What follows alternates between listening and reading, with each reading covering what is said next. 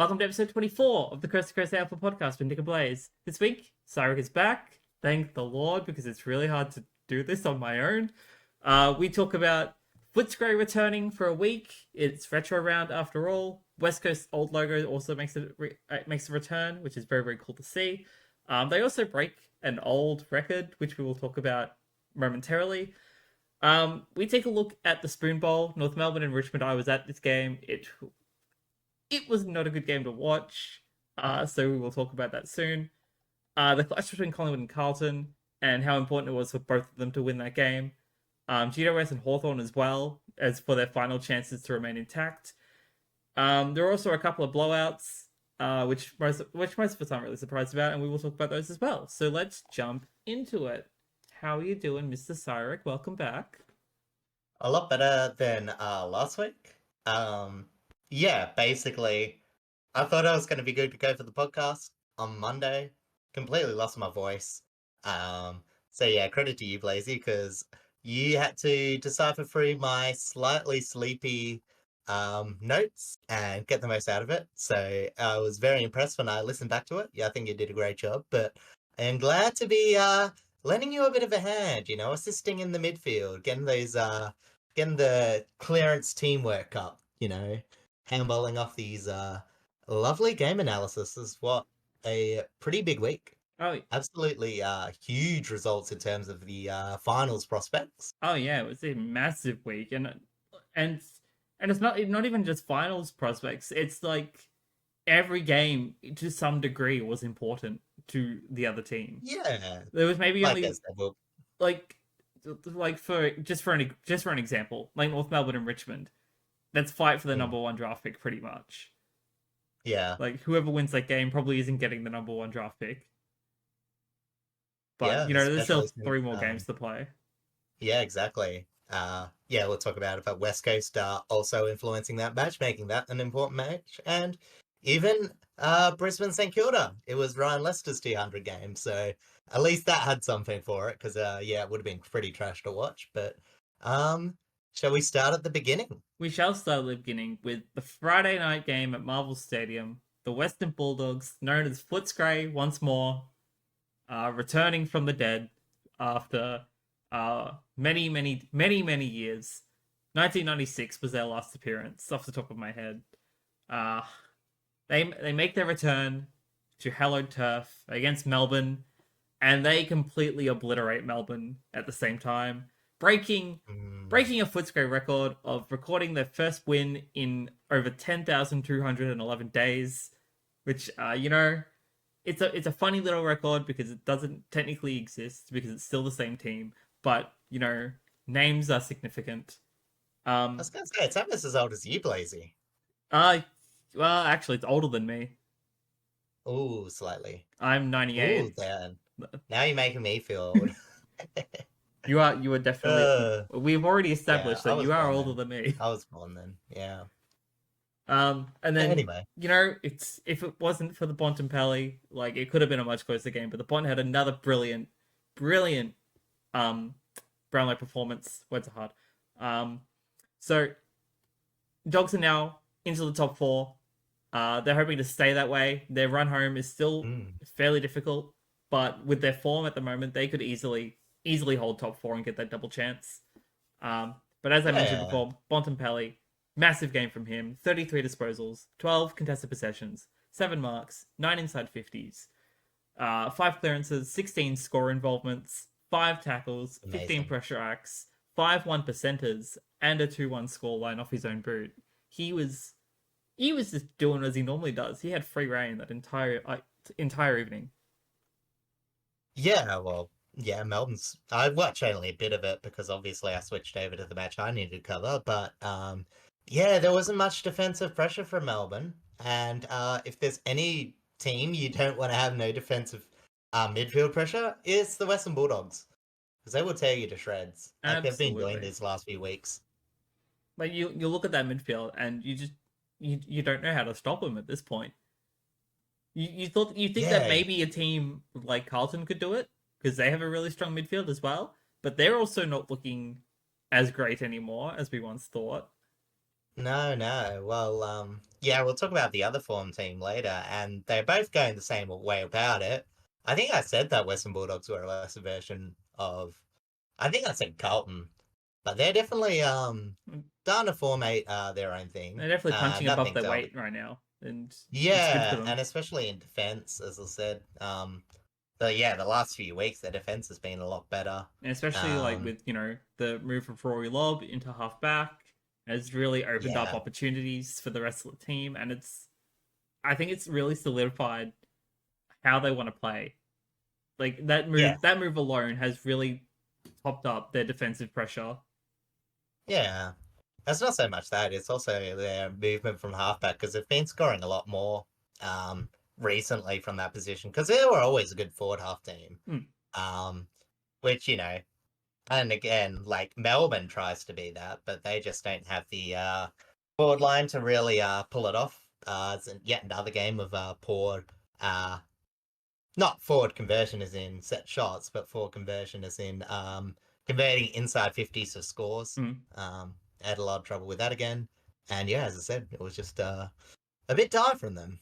Well, so the It's scoreline overall was he's 15 20 oh, yes. 110 to 9-5 59. Like as I said, absolute dominant performance from the Dogs. Yeah. And you know, there were plenty of standouts within this game. But I want to talk about Caleb Poulter, a fairly young player, only coming to the Mm. team past couple of years. He was very, very lively through the midfield, collecting 23 touches, 6 marks, 8 inside 50s, 5 score involvements, 7 tackles, 23 pressure acts, and 603 meters gained. Massive amount of running both ways, and was very important in carrying that ball through into the inside 50. Yeah, no, absolutely. Like they've got a few fringier players that are starting to pull in. We said at the start of the year that they were struggling to find the places for a few of their younger players. But yeah, that's just seemed gotten better as the years gone on. Yeah, like they just needed time to build. Like, yeah, they had a couple of injury issues as well, but it was also just form. Hmm. Like, there was a lot of criticism on their coach, and Bevo took it on the chin. He knew the heat was on him, and he made some harsh Hmm. calls, but in the end it works out for them, and they are looking like another monster team. Yeah, I said hopefully they can continue that form. I mean, I don't know. I don't. I don't know if I can deal with another form team at the moment. As I said, finals and all that permutations. I don't Uh, want to face anyone, but yeah, I know. This is the entire top eight is still in shambles because of yeah, like just exactly. from Sydney's current form alone is why the entire top eight is in shambles. Yeah, but yeah, as I said, as you mentioned, they still technically could miss out, but it's all pretty much I wouldn't say lock in, but this was definitely the harder bit of their fixture. Mm. I think they got Fremantle and a couple of slightly lower teams.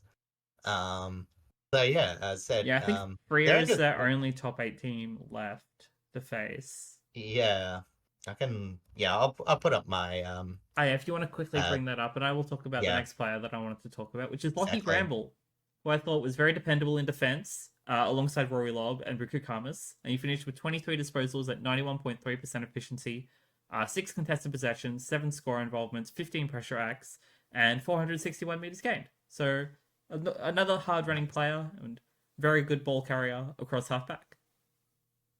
Yeah, exactly. Also, I've loaded up. It's actually Adelaide North and GWS that they've got Or home. So Adelaide at Adelaide, they North could at they Marvel, could win all three GWS of at North. those. Yeah, yeah, yeah, yeah. The only Um, one that might be an issue is GWS. yeah. I think there's some positives about Adelaide, and we'll talk about that later. Oh But yeah, for sure, for yeah, sure. we'll focus on this match. And then, I'll be honest, wasn't really many positive players to talk about when it came to Melbourne. There was a lot of kind of passengers that just weren't really holding their own. But Max Hmm. Gawn was back. Second week he came back last week, but he was back to being good form again, not dealing with a foot issue anymore. So he finished with 44 hitouts with 15 to advantage, and 23 disposals, 11 contested possessions, 9 marks, and 4 score involvements.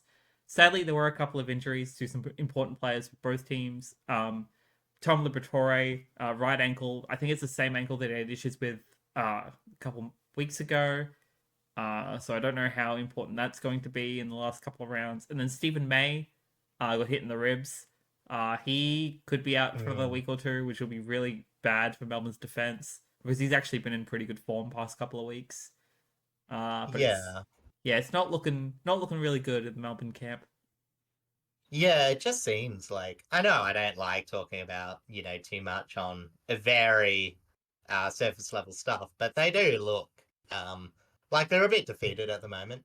Um, because it wasn't that far away where they had, a few good wins, or even like against GWS they were competitive. They had that win against I think Carlton, wasn't it? No. It was definitely a top 8 team. I Um, can't remember who it was. Yeah, yeah, but yeah, as I said, since then, picked up a few injuries. I said that midfield still sputtering along. And yeah, they'll, Yeah, and without Petrarca, that midfield's the- definitely so much weaker than what it was.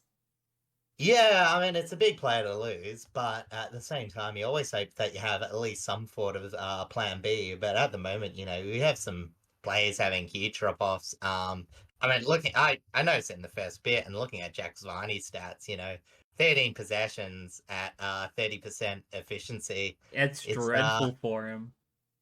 Yeah, exactly, and he's been a player that's when Petrarca was on the team, he was pretty much on fire. Mm. So, as I said, yeah, midfields can be like that, and there's a few other midfields going to talk And about, but and like yeah, on the flip I do side, like that they've moved like Trent Rivers for more on ball. I think it's actually a really good role for him. It's just the rest of the mm, team is just not looking as prominent yeah, as they as I used to be. said, like you can still have Trent Rivers being good, being the replacement, but not filling that role that they need. Mm. Obviously, like as I said, I wouldn't knock his game. I don't think he needs to change anything about him, but yeah, as I said, it's just Melbourne need to figure out how to get the most out of what they've got, and they've just been struggling a lot of that this year.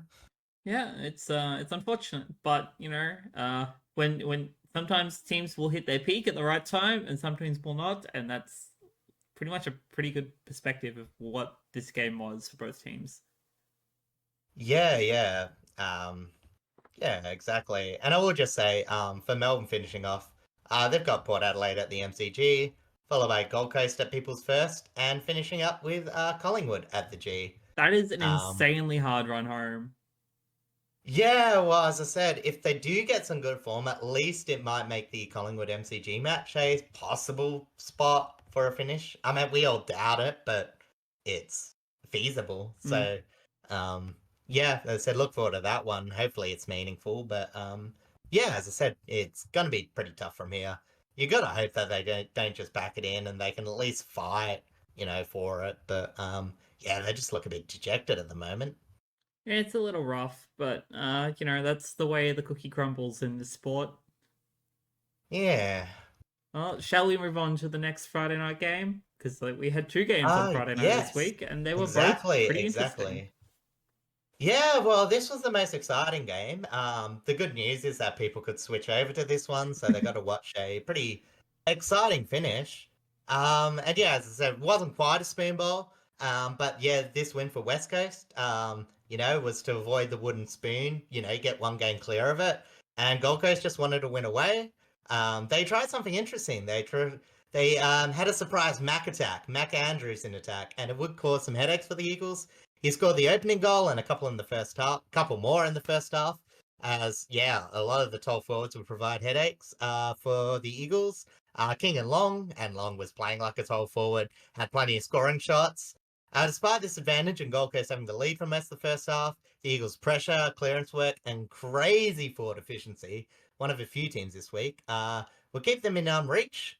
But yeah, turnovers with both teams would prevent some pretty easy goal scoring.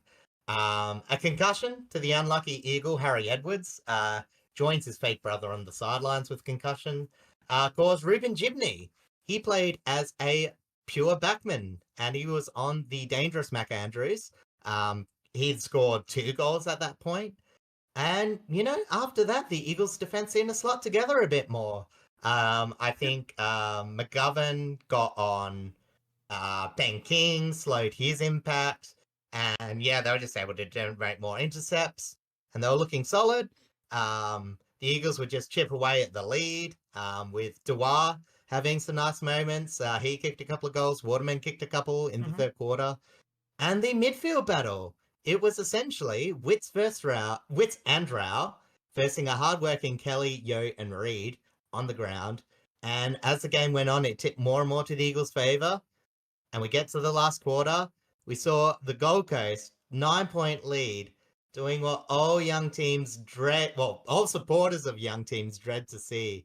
They tried to hold the ball with a quarter left, and their kicking efficiency all day did not warrant this. The Eagles were able to easily generate a few turnovers, get the lead, get a couple ahead, as they would win 15-7, 97 to 13-9, 87. And despite missing a slew of players to injury and suspension, the Eagles have notched their first win for interim coach Jared Schofield. Let's go! Yeah, well, you always want to see it. It's always hard when you got a coach coming in with what? It was 6 games left when he got up. But for all that might be the only opportunity you get a coaching for the year. So you want to get that win. You're on a drag side, essentially. The Eagles have been pretty bad up at that point, and they got it to him. But yeah, as I said, it was individually, Matt Rao, as I said, I would probably almost call him the best performer of the night. He tried so hard to try and nullify the Eagles' clearance dominance. He had 30 possessions, 21 which were contested, 11 ground ball gets, 12 clearances, which was a night high, 27 pressure acts, which was a night high, 9 tackles, and 6 score involvements. As I said, earlier in the year, we said that Matt Rao was, playing a bit more defensive, sacrificing a bit of his game to try and, fix up some midfield deficiencies for the Suns. This night was him trying to win it off his own hands. And, considering... I'll say how lackluster some of their other midfield's disposals was. It was very good to see this performance from him because it was a true leadership game. Wits dominated the hitouts, obviously, and he had 53 hitouts with 25% to advantage, 21 disposals, and 5 clearances. But as I said, this didn't really translate for scores to the Sun as all season. Pretty much this emphasizes the point. As I said, they've only had they would lose both points from stoppages and centre bounce by roughly 10 points each. So they were pretty much beaten by a very young, well, not young, but you know what I mean, like not the best. That would be like the bottom third, and not as experienced team would be. Well, I mean, they have experience in the midfield, obviously. With but they have so many young players. Yeah, I would say BJ Williams, he tries, but it definitely puts you a step back in the clearances, having to play that sort of ruckman. Another positive for the Suns before we go into the Eagles was Powell. He'll do well off half-back with 24 disposals, 550-metre gain, at 96% efficiency, and 8 intercepts. And I will say also Uland kept Darling fairly quiet, but that was pretty much it for standout for the Suns. Where the Eagles, their forward line would be the absolute standouts. Haven't always been firing this year. One person who has, Jake Waterman, absolutely great performances. 4 goals, 4 marks inside 50. Absolutely fantastic. Jack Darling, he only got a goal, but he supported really well, as he actually is providing a lot of pressure in some of these games. 4 tackles inside 50, 7 tackles overall, 9 marks, 1 goal, 1, and 22 possessions. As I mentioned, after the shaky first half, McGovern, Gibney, Hoff solidified, took 10, 8, and 8 intercepts each, and had 8 intercept marks in total. The Suns weren't really able to generate intercept marks the other way.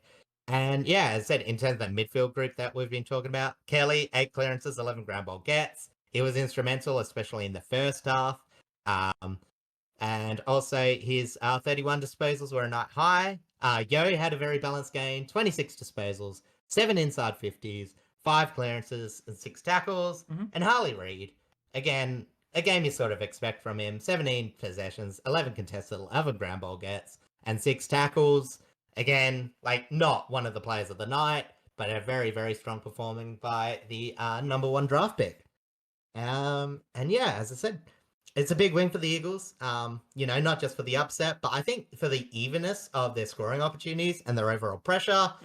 Forward pressure has not been their strong point for the season, and this is probably the best that it ever was. As I mentioned, that conversion was terrific. They only scored 1 behind. That wasn't rushed. So I think it was from set shot that was their only behind kicked, so to speak. And yeah, the Suns, they are now looking at spending the rest of the season looking to patch some of their issues, as they are all but ruled out of the finals race. Mathematics say they are still in it, but I think the Greeks would probably struggle to figure out the equation to how they get in. You pretty much rule them out. And with their run home, you don't expect them to make it. Yeah. And I think one of the questions I would probably address first, and it might be a bit harsh or reactionary coming from this game, but their midfield. We say it all the time, they've got some elite young players, there's no doubt the talent that's in there. And I'm not saying that any individual players are like lowering the colours, but I pose to you, is this midfield group functional? Is this midfield group is this rotation in the midfield the one they're going to work on in the future? I know Took Miller's missing, but apart from him, there's no real other players that they bring into the mix.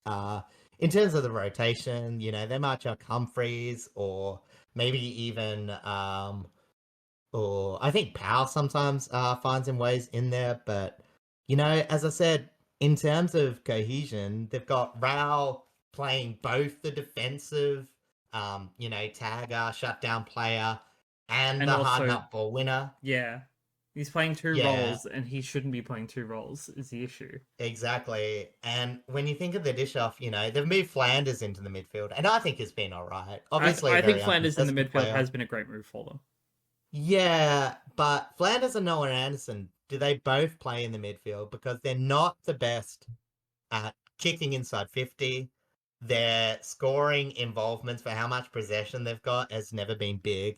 And I wonder if they sort of, maybe they don't need to replace anyone entirely, but they're maybe looking at like a mid-forward that, like, obviously they're not going to get him, but like an Isaac Rankin type, who unfortunately they did have, funnily enough. Not anymore. That can provide pressure in the forward line where they're also lacking, but can go into that midfield group, win a few clearances, provide a bit of speed and spark, because, as I said, their connection is just not there despite, the obvious talent that's there. Because, we're going to talk about it later in the year, but as it stands now, I would probably rank the Suns midfield group in the bottom third of teams. And, that is harsh. It is harsh, but I think the stats it's reality of it. For itself. If you look at the stats, you're right.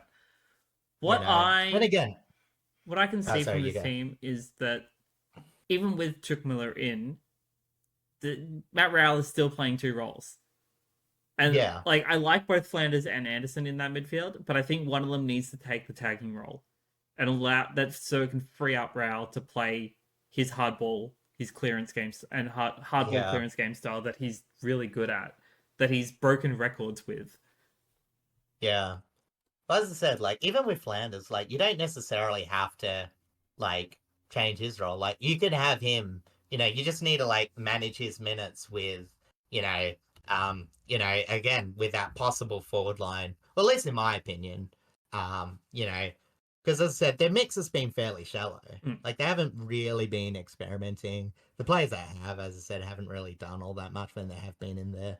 And as you say, Took Miller, he's good, but his production the last year was a bit injury affected. This year's just been Took Miller is their transition player, so he's the one that's normally hard running the ball from midfield to forward, which isn't exactly helping their issues right now anyway. Yeah, but and let's face it, to say his performance, he hasn't dropped off that much, but it's definitely not that 2019 to 2022 Took Miller.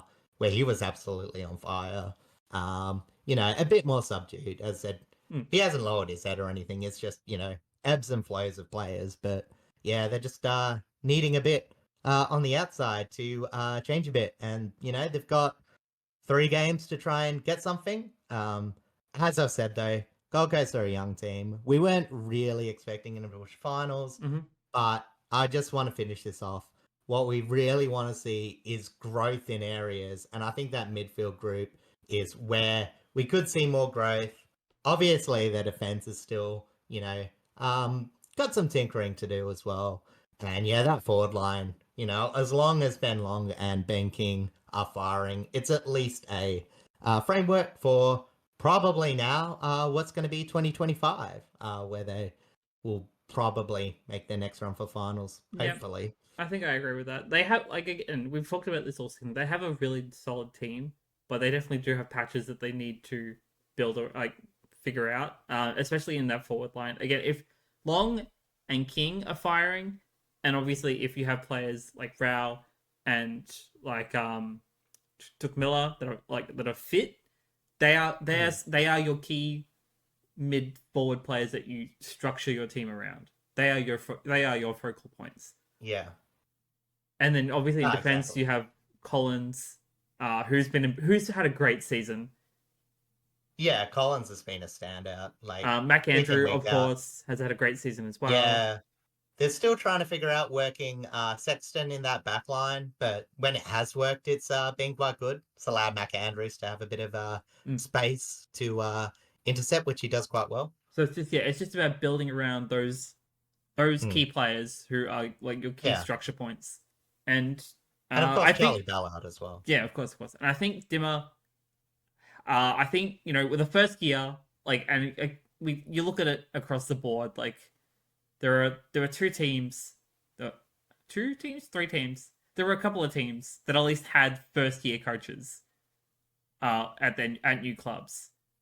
And some teams haven't been able to win most of the season. Richmond. There are some teams who haven't been able to win away from home, Gold Coast Suns. But they're still trying to figure out the list that they have. It takes more than one season to turn the team that you're given into the team that can win premierships. Unless you're Chris Scott and get gifted a god tier team. Yeah, well, as I said, honestly, most coaches get gifted most coaches getting gifted this list normally struggle a bit, especially when it's so skewed towards young talent. Obviously, they are lacking a bit of experience, and unfortunately in games like this, it sort of shows as, this is a game that they really should have been winning. It's another fade out late for Gold Coast, but hopefully, as I said, next year is really the year where you got to go tighten the screws, get them all set, get that preseason in. But yeah, unfortunately, they're just going to fade out of this year's contention. Yeah, but, there's always next year. They at least know that they can hit at least, top 10. But it's just about punching above their weight to get into that top 8. Exactly. Get in the finals for the first time. And hopefully next season will bring that for them. All right, let's move on to the Saturday games and move on to this tragedy that was the Spoonbowl. As I said at the start of the episode, I was at this game. $18 ticket, thanks to being a Richmond member. Value. It was cheap. Seat was pretty good. I was sitting on the wing, so I got to see everything at a good angle. But it was not a good game to watch. From a Richmond perspective, it was not a good game to watch. From a North Melbourne perspective, it also wasn't a good game to watch. But one of the teams had to win. It was never going to be a draw. And North Melbourne took it away by 13 points. Scoreline was 14-6, 90 to 10-17, 77. Our inaccuracies cost us massively. North Melbourne were fairly accurate with spearhead Nick Larkey kicking 5 goals. I will talk more about him in a minute. But for North's final home game of the season, and I say home game in quotation marks because I think they still have another game or two at Marvel. They recorded their 3rd win of the season and pretty much solidified Richmond's wooden spoon chances and the number 1 draft pick. Thank you. I'm happy to take the number 1 draft pick and to spend this entire season in the draft in the draft because when Tassie comes in, we're not going to have as much luck. But yeah, we just, as much as I love some of the players on our teams, it was pretty dreadful across the board. But yeah, it was very. Oh, sorry, you go. No, you go. It's all right. No, I was gonna say it was very interesting because, like, I'd look afterwards, and when you say accuracy, set shot for Richmond, 13 set shots, 7-44, pretty good. General play, 15 shots, 3-12-30. It was just a bit. It was a bit hard because I watched a tiny bit, and it just seemed that Richmond were a bit, not gung ho, but you know what I mean. They were just a bit uncomposed. It doesn't help the a fact lot of the time. It doesn't help the fact that we still don't exactly have a forward line. Like, no, in fact, I'd say that generating. We started Bolter in the back line, to try and shut down Nick Larkey, which for the most part it actually, for the first half it worked. And then Bolter was moved up to the forward line and Nick Larkey got to run free. So do with that information as you wish. Yeah, 5 goals. Pretty good. But I want to talk about Jackson Archer, son of Kangaroos legend Glenn Archer. He was, in the first half especially, he was insane in defense. He was intercepting pretty much every single contest he could. Finished with 20 disposals at 75% efficiency, 6 contested possessions, 8 intercept possessions, 8 marks, 4 score involvements, 5 tackles, and 13 pressure acts. He was very strong off halfback. He did start to quiet down as the game progressed, especially in the second half. I think we put someone on him to tag him because he was just having that much of an impact. But overall, very, very solid performance from a young player like him, and it's really good to see. And then let's talk about some of the most prominent stars for North Melbourne, like LDU, Luke Davies-Uniacke, best on ground, 33 touches at 81.8% efficiency, 14 contested possessions, 6 marks, 7 inside 50s, 8 clearances, 3 goal assists, 9 score involvements, 30 pressure acts, and 3 goals. If there was a medal involved for this game, he would get it because he was absolutely dominant.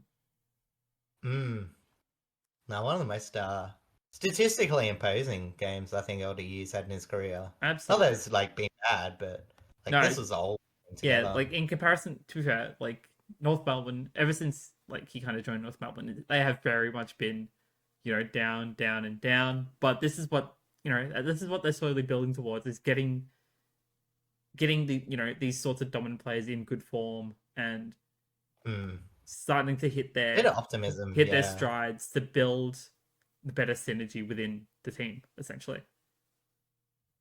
And again, they've got Shizel, they've got George Wardlaw, they've got a bunch of young, really good talent. It's just about nurturing it and exactly, finding the pieces that they need to actually have decent structure. Which Nick Larkey in the forward line definitely helps with that. Like as last year foretold, he is insanely accurate, and you just need to stop him from just getting the ball in general because he will kick a bag. Yeah, if North Melbourne can figure out how to get the ball inside 50, they are pretty set because they got one of the best efficiencies in the comp. I know that differs because obviously the more you send it in, the more you're going to have some junk entries. But yeah, they're just they're pretty good down there. That's never been the problem with North. No, for this season especially, it has predominantly been their backline. But Nick Larkey is just a superstar at the front. 5 goals from 12 touches at 83.3% efficiency, 8 marks and 7 score involvements to tie up his day. And yeah, overall, solid sign from North Melbourne. Whether they win the next 3 games on their run home remains to be seen because it's actually a pretty tough run home for them. But they've got decent form. They could definitely take the fight, but whether that'll result in wins, that remains to be seen. Yeah. Well, West Coast at Blundstone Arena, that's the one they want to pencil in. Absolutely. Before they take the Dogs and the Hawks. If they win at least 1 out of 3, I'd say that's a pretty solid end of the year for them. Season overall, it to be the Eagles, but with you do expect it to be the Eagles, but you have no idea. Yeah. But And yeah, then no, I agree. Like, yeah, they want to continue on. Back-to-back wins for a team like this would be a nice end for the season. yeah, if they can just build up some more morale and you know, get that sort of camaraderie within the players and just Hmm. the players clearly do enjoy playing for this team and playing Yeah. and for the most part playing under Clarko. It's just about getting that experience and slowly building themselves into a better team. Yeah, exactly. And I think the other positive is a few people like Jaden Stevenson, Aiden Core, at least statistically, looked like they had pretty good games. Often a bit, well, they haven't been the best Stevenson players this had season. some iffy moments, but overall I think he had a consistent game. Yeah, I mean, that's just Jaden Stevenson for Yeah, I you. know. I mean, even before he went to North, he had a few of those in him, but it's about, yeah, as I said, overall having a more positive impact, which he hasn't always gotten this year. So yeah, just shout out to him because I have often singled him out. If I single a player out, I like to point out some of their better performances. And yeah, Aiden Core, Stevenson, and a few other players like you I do said, want to like shout out McDonald. Dylan Stevens. I thought he had a great game as well, despite being injured later on with an ankle injury. Hmm, Statistics wise, it was a little bit low, but I think his presence on the ground was very, very impactful for the moments that he was on the field. yeah. And then just to give some credit to Richmond. Nank, our captain Toby Nankervis, tried his hardest. He didn't win the ruck battle, sadly. Tristan Sherry is just too good. All Australian ruckman right there. Get rid of Max Gawn. But Nank Yeah. finished with 35 hitouts with 15 to advantage, 16 disposals at 81.3% efficiency, 11 tackles. Was the only player on the field to get over 10 tackles. At least off the top of my head. And he was only one out of 6 or 7 players for Richmond to actually lay a tackle, which was dreadful performances from us. Yeah. And 25 pressure acts overall. Yeah, honestly, if you include the around the ground stuff, there wasn't too much, at least again, statistically between them. Obviously, you got a better sense that Terry, especially in that midfield, probably got the upper hand, but it's not to say that Nank wasn't fantastic. No, when he's on, he's on. He is as I've been saying all season long, even though we've been losing like North Melbourne has.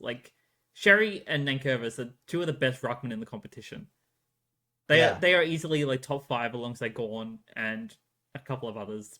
Probably Grundy's up there. And then I would say McInerney probably is the 5th.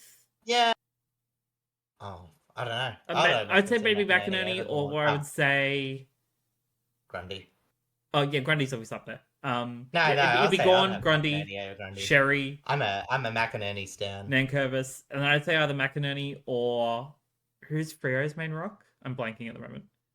It's not Darcy. No, he has had a lot of injuries, so it probably hasn't been as consistent anyway. So that's probably the top 5 of the best rocks in the comp right now. Yeah. Well, Tim English could be up there as well, but I think his numbers are still a little too low. Yeah. Noah's a pure ruck. He's a midfielder ruck. He needs that pure. He needs his own position on the field. He's just a very tall athlete. It's like the Sean Grigg kind of role. More of a midfielder than a ruck. Not technically, but at the same time, also kind of pretty much spot on. And then just to round out this game, Dion Prestia, when I've been saying this past couple of weeks, when he's fit, he is still one of the best midfielders in the comp. He's easily our best midfielder right now. As much as I'd like to see, as much as I like what some of our players are showing, like Hopper and Taranto, I think Prestia is the key midfielder that we constantly need in our mid. But because normally that would have been like Lambert, for example, back in the Premiership years. He was the most underrated midfielder that we had because he did so much work that wasn't recognised. Yeah. And I think Prestia kind of does that for us right now. But yeah, he had pretty monster game despite the loss. 29 disposals, 12 contested possessions, 4 inside 50s, 8 clearances, 7 score involvements, and 15 pressure acts. So pretty solid day for him. But the rest of our midfield Our backline was alright. Our forward line was very, very average. It just wasn't a good look. Wasn't a good day. And Yeah, unfortunately, we same. also finished with an injury. Steely Green did an ankle. Probably won't play for the rest of the season just because it's not worth trying to take a risk on that anyway. So it's what it is. I really enjoyed the games that he had played. I thought he brought a lot of a lot of young courage. Yeah, he's a moments player at this point, but considering he's probably playing a bit before his time, some of the impact he's been able to do has been quite impressive. I mean, to be fair, like our injury list is massive. It has been all season. Yeah. Take your chances when they come. Hmm. As a side note, it was Ryan Manson's 50th game. He got to kick a goal for it, so shout out to him. I've been really impressed with his season, especially when he's actually been in, because I think he was injured early on. But overall, very, very consistent performance from him as well. And yeah, that pretty much sums that game up. Cool. All right then. I guess I'll take it over from here. Yeah, because just we are going to the Saturday afternoon game at the Cattery, Goomba Stadium, and the Cats almost got. I was going to say they almost called. It's the other way around. They almost got their eyes pecked out, I guess, by the Crows. Yeah, they didn't look a jump their at the Crows. Yeah, their season's over, the Crows. But they're trying to gain some respect and form consistency as they get players back for the last few games of the season. And they did that again with the solid performance. The players I'm talking about, obviously, Phil Thorpe a few weeks back. Matt Crouch came back this week. And I think someone else. Worrell. Worrell? Yeah, Worrell. I'll say it. Well, the one with the arm sling. Yeah. So yeah, young defender. But yeah, the Cats were pretty solid overall, winning a lot of the main metrics such as inside 50s, contested possessions, and ground ball gets. Yeah, despite the territory dominance, they would be a bit Geelong-like and failed to convert some of their shallower entries inside 50. So, the entries that only stay 40 to 50 metres out, as well as just wasting inside 50s in general. Where Adelaide, I've said it before, there were some absolute clinical performances in their forward lines, in forward line performances. Adelaide were one of those, which more than made up for their struggles moving the ball from their back line. Because as I mentioned, Geelong's forward pressure was pretty good. Despite the struggles in movements for both teams, they will hold their head high with the pressure being applied. And both teams had, as I said, great shot generation. Cameron kicking 6. He was absolutely brilliant. The Cats couldn't have won the game without him. He is the sleeping giant who has finally awoken. Yeah, it was not like finally awoken. It was just that awkwardness in that middle of the season when he was, having to shift in the back line, mucking around on the wing. No one wanted to see it, but, Geelong felt that he had to play that way while they were setting some things up. As I said, they figured out Stewart, and they've just been playing him forward, and it's been great. But as I mentioned, it was both teams, and Adelaide were represented by Phil Thorpe and Rochelle. They kicked 3 each. Rochelle all in the back half. It was pretty lively for getting the Crows back in it, especially near the last quarter. And yeah, as I said, the Cats also, the difference between the two forward line is when the ball hit the deck, they were a lot more prominent, made them convert into... It got more shots generated in the forward half, with Stengel and Dempsey leading the way, especially Stengel. He was absolutely fantastic. And, as I said, all this bubbled over to a bit of an arm wrestle. The last quarter was an absolute cracker. The Crows started strong the fourth quarter. They had the lead and the momentum after back-to-back Rochelle goals. But then the Cats would just arm wrestle territory and clearances. Despite their inaccurate field and goal kicking. Despite inaccurate goal kicking preventing them to get the lead back. They scored 3-4 in the last quarter. But Lawson Humphreys, the saviour from Swan Districts, kicked the winning goals for him, gave the Cats enough of a lead to hold out. There was about 40 seconds left when they hit the lead. And unfortunately for the Crows, The Cats' clearance work was just good too too good all night. They won the clearance easy, booted it forward, and they won the game 13-12-90 to 13-7-85. And yeah, as I said, I've sort of mentioned some of the individual performances. Jerry Cameron sort of grabbing the Cats by the scruff of the neck, scoring almost half their goals, 6-1, 3 marks inside 50, 2 tackles inside 50, and 17 possessions. Phil Thorpe was just as impressive as he works into the back half of the year. He led score involvements with 10, 4 marks inside 50, 3 goals, as well as 11 hitouts and 3 clearances as ruck support. So yeah, as I said, he sort of helped Riley O'Brien, because he got dropped, if we all remember, a few weeks back. So obviously that balance is probably what they're looking for more, to get the most out of both of those players. Sean Manor didn't have a high possession game, but 2 really good goals, 5 clearances, 6 inside 50s, and 6 score involvements. And Dangerfield's night high, 9 clearances, 12 ground ball gets, 8 inside 50s, 6 tackles, and 7 score involvements help win that midfield battle. Yeah, this is one of the classic Danger games, you know what I mean? He just collected a ball and distributed with ease. And with a forward line as potent as Geelong's, it really helps get them going, because we saw how much that stifled when Dangerfield was missing in that injury period. And yeah, no, I said things seem to be going well despite the close game. Like, I know it's a bit easy to say, oh, Adelaide almost won away, but I think they've actually been showing some pretty good signs. Last week was obviously pretty bad, but this week they definitely stepped it up and had plans to jump the Cats in this one. Yeah, exactly. I said I thought it was a very good game. And, the other good thing is some of the young kids having great games. I mentioned Humphreys before.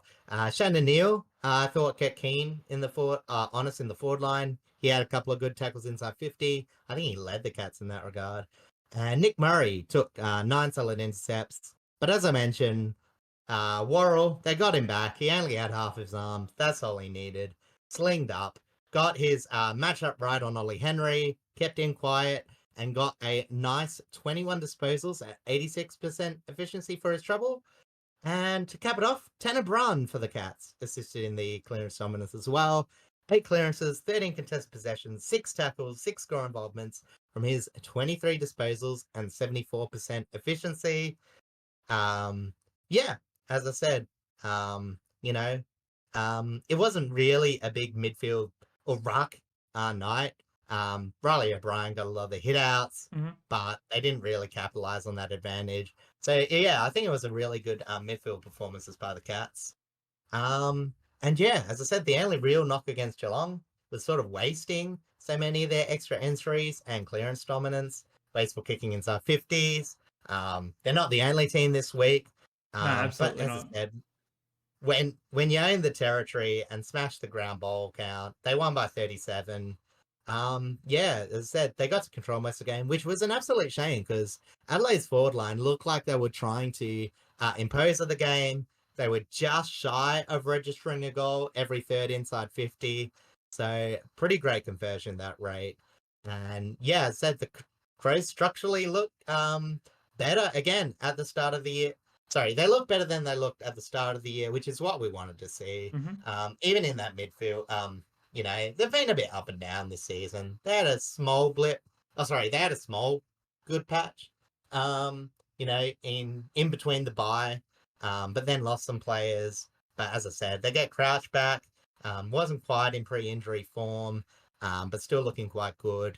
But yeah, as I said, it was a bit of a shame because I felt they were missing a bit of spark in the middle. And one of the players that obviously could have provided that was Isaac Rankin. Football, fortunately, didn't allow that. So yeah. And the only other thing to really mention in terms of injury was Sam de Koning. He got the early sub from a knee injury, but it seemed to be more of a preventative thing. He's a pretty important player for Geelong. He is. But it was hopefully not a major knee injury. I think I've checked. I think he's all clear on that. So, yeah, no, pretty much. It was, yeah, it's not looking too bad. As I said, Cats have a pretty nice run home from here. This was actually sort of, I wouldn't quite say a danger game, but you know what I mean? Like, I think Adelaide, as I said, they're trying to get some respect and some consistency going.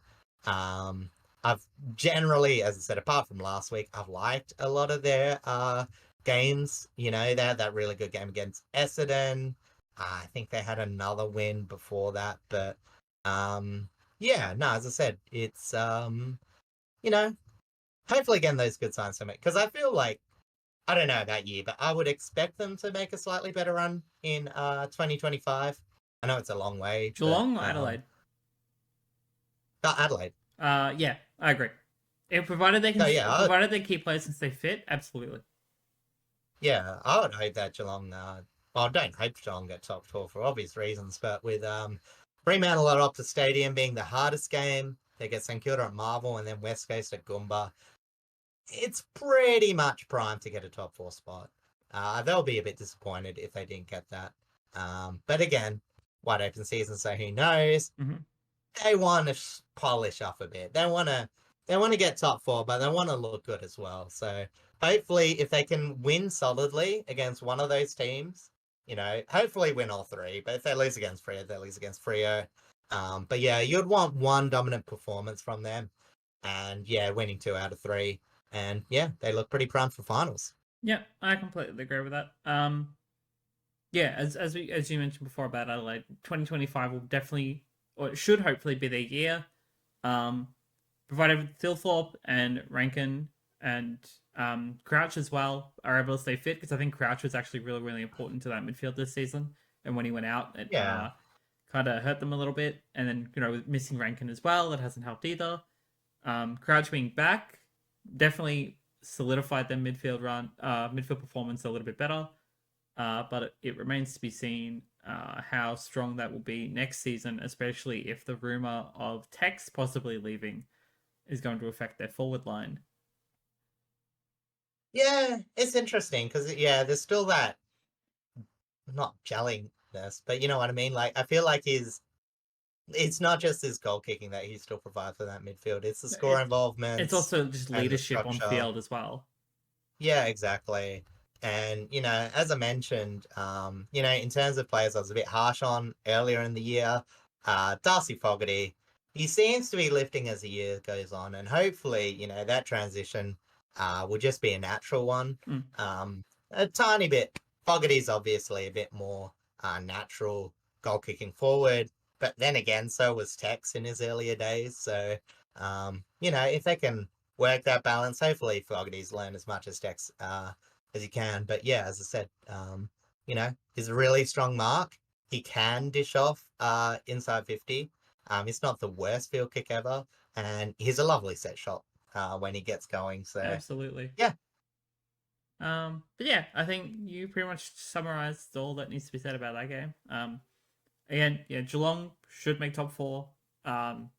You'd like to hope that they're able to get a percentage boost from their last 2 games, but again, wide open season, remains to be seen whether that's actually going to happen. Yeah. And also, last thing, I want to give a shout out to Mitch Hinge, you know, because he sort of, you know, unfortunately he's had a few bad games, but, you know, he kept Matt Blitzovs quiet on the wing. Yeah, exactly. And honestly, when you look at his stats and, you know, his performances week in, week out, like he is, if he was in a better team, I'll say he's, probably would be more considered for All Australian. He's got that sort of, you know, Nasai Wangani Millera sort of problem where, unfortunately, in a few of the bad games, you know, it's very noticeable that you're just not doing much. Yeah, well, not doing much, but you know what I mean. It doesn't stand out as much, but he is as good as any halfback in the league at the moment.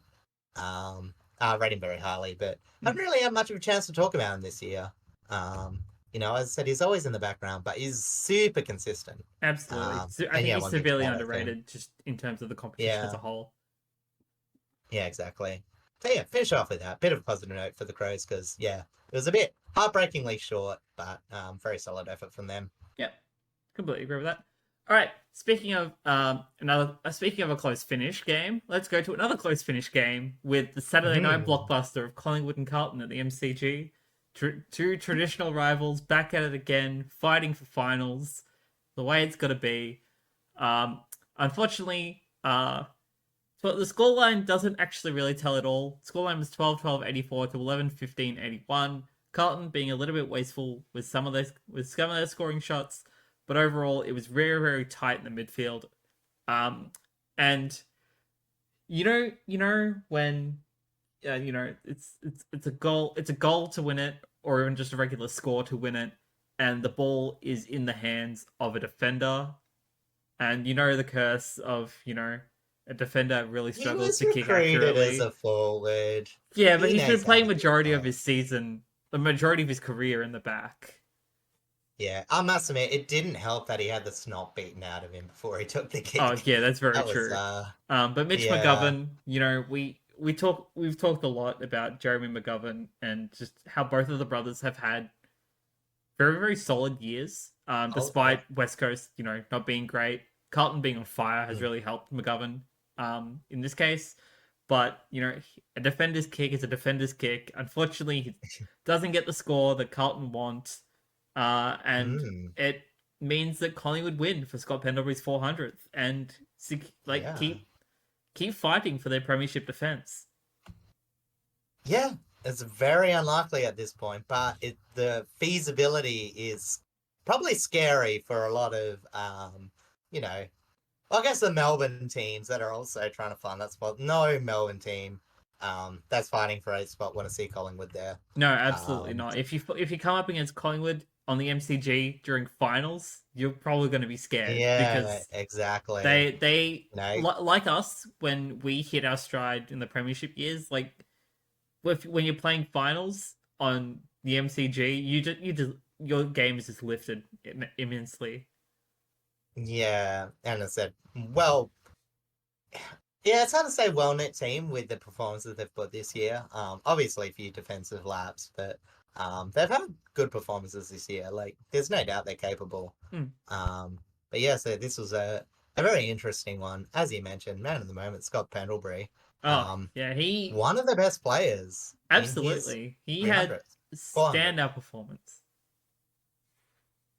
Like, we talk a lot about Nick Dacos. He's always top of the stat charts, as he was this week as well. But I'm not talking about him this week. I'm talking about Scott Pendlebury.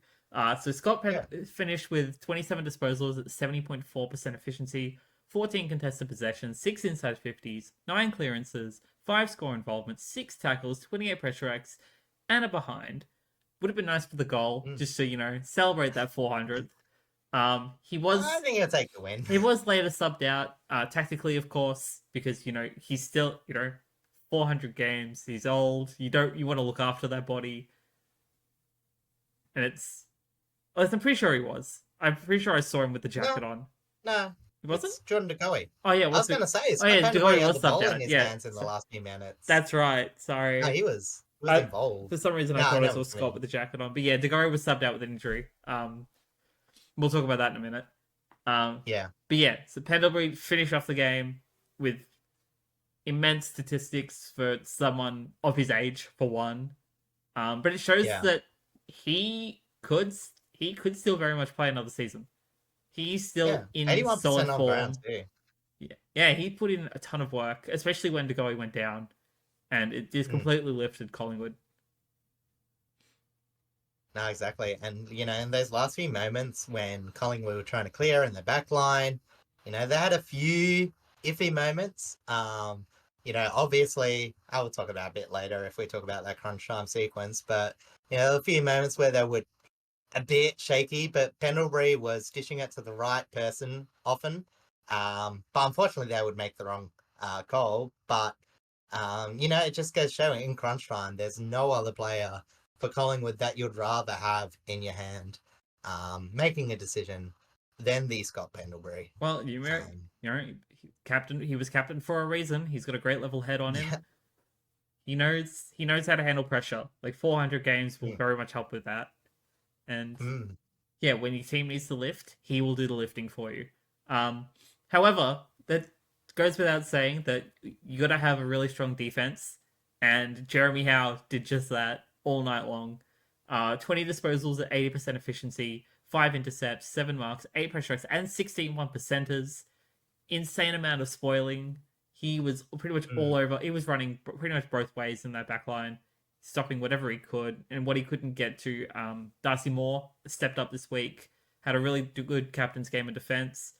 But yeah, it was like a really, really just solid performance for the most part in that Collingwood backline. Yeah. And, you can forget the one and only coast-to-coast zone, Billy Frampton, kept Harry Mackay to a goal. Oh, he's injured coming back, but, I love to see it. We do love Shout to out see it. Billy. Shout out to Mr. Frampton. We love him very much. Please message us. We're not that desperate, not at all. If I I am. if I want to be honest, if I want an AFL player to talk to us, I don't think I really want it to be a Collingwood player first.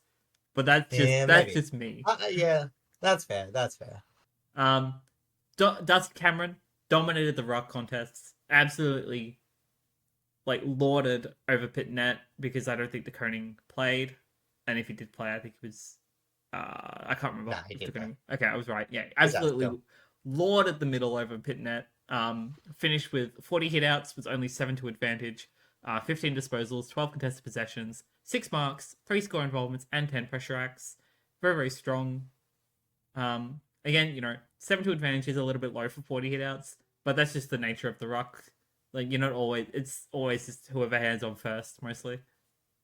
Yeah, like honestly, I never purely rate ruck statistics in a vacuum. Like, I think you got to watch the match, and Yeah, you really do. you sort of understand, like the mechanisms of the midfield affect how the hitouts to advantage and all that sort of go. But after a while, hitouts to advantage. If you have hitouts to advantage and you're winning clearance, you've probably done a good job. Exactly right. And then just to give some compliments to Carlton, because again they did play a great game. George Hewitt was probably the best standout for Carlton. 32 disposals at 75% efficiency, 20 contested possessions, 6 inside 50s, 12 clearances, 11 score involvements, and 20 pressure acts. Pretty much the most dominant on-baller for the entire game, because their captain, Patrick Cripps, was kept quiet. Very, very sad. Means he wasn't putting in a Brownlow performance. So in terms of his It was a very competition, good last quarter. oh yeah, he had a really strong last quarter. But overall, Yeah. it was a very more quieter game I than know what what he you normally mean. has. I wouldn't have, from what I saw, or from the most of it. Yeah, I said probably a few others ahead of him. But... Credit to Bo McCreary for playing a strong shutdown role through mid to forward. I believe he was put on Cripps for a little bit of the game, which definitely helped. Yeah, taking those roles. It was very very surprising to see Cripps have a quiet game, considering the kind of season he's already had. And then just to round it off, Nick Newman, I want to shout out as well. Really strong off half back, getting 34 touches at 91.2% efficiency, 7 contested possessions, 12 marks, 3 clearances, 4 score involvements, 5 tackles, 19 pressure strikes, and 503 meters gained. Strong hard running from him as well. But yeah, credit to Collingwood for taking the win, celebrating Pendle's 400th, and trying to keep their chances for premiership defence alive. Yeah, pretty much. The only thing I want to say more of this is the good news for Carlton in Jack Martin coming back, kicking 2 goals. Absolutely. For those who don't know, he was I guess it's old news that he was a recruit from the Gold Coast. But he's been pretty useful as a small forward. But yeah, as I said, missing for a while in injury. And, as I said, they brought in Orazio Fantasia to add that mix. Obviously, he's not quite, he's not quite the person you would be picking week in, week out. So, yeah, he's not like the Massimo D'Ambrosios of the world. No. But, so good to see him back. Jack Martin. for the Carltons. Absolutely. And then just to round out the injury front, we mentioned Jordan De Goey before. Unlucky hamstring, ruled out for the rest of the season, Yeah. but could play finals. Seriously. It's like if they make the grand final, technically he could get up for it. It's a stretch, but it's technically feasible at the moment. Yeah. Sorry, not one. Between one. Adam Chera for Carlton also did a hammy, although I don't think his is as bad, so he could be back for the last game of the season. I don't know just yet. Charlie Curnow did an ankle. Also, I don't think it's that bad. And then Matt Cottrell with a shoulder injury as well. So, pretty unlucky run for injuries in this game for Carlton. I don't think, hopefully, it shouldn't be too bad for most of them anyway. But, it's just bad timing. Especially as much as when their last three games are fairly rough. Yeah, I'll get that off for you. But yeah, the Blues, like, they've had a pretty tough run all season. Like, one of the harder fixtures in the league. A few injuries. Like, they have performed. And, as I said, it is starting to get to them, I think, at the end of the season. And it's not like they've had a bad season, you know what I mean? No, it's just like they're top four. Like, it's definitely not a bad season. Exactly. But yeah, it would just be a real shame if they faded out. But they have Hawthorn, which is the hardest at the MCG. Mm-hmm. Then they get West Coast as a bit of a reprieve at Optus, and then Stkilda at Marvel, which, as I said, the last two should seal it. But... I'll be honest, I wouldn't entirely count all three of those games out. Hawthorn, yes, should be the hardest game for them.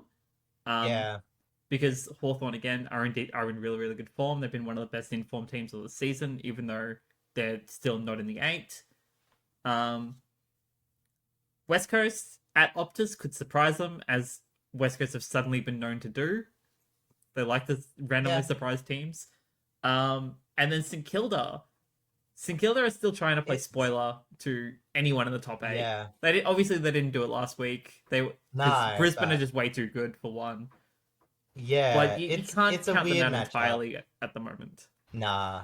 Well, they're so uneven. It's like, and I guess we'll talk about it a bit later, but, as I said, when you got a team that's, like, so good in one area, like, they're the 4th best defensive team, and yet so garbage at forward, I think, they're top 4 in defense, bottom 4 in offense. So it's really hard to predict how that exactly lines up. Obviously, for the most part, it's not been that great. But you don't want to take them lightly at the same time. No, yeah, you definitely shouldn't ever. Realistically, you can't ever count out a team at any point unless it's very, very obvious deficit. Yeah. Like, say you put Brisbane and Richmond up against each other right now at the MCG, just for the sake of the argument. You'd still tip Brisbane miles ahead for that one. Oh, exactly. Like, there are some cases you could very obviously count a team out, but it's a wild season. Yeah, exactly. Even the bottom teams have shown some signs. It definitely feels like there's no super garbage teams. Just a few disappointments. All right, you've got the last Saturday night game, so shall we jump into it? Definitely not. Yeah.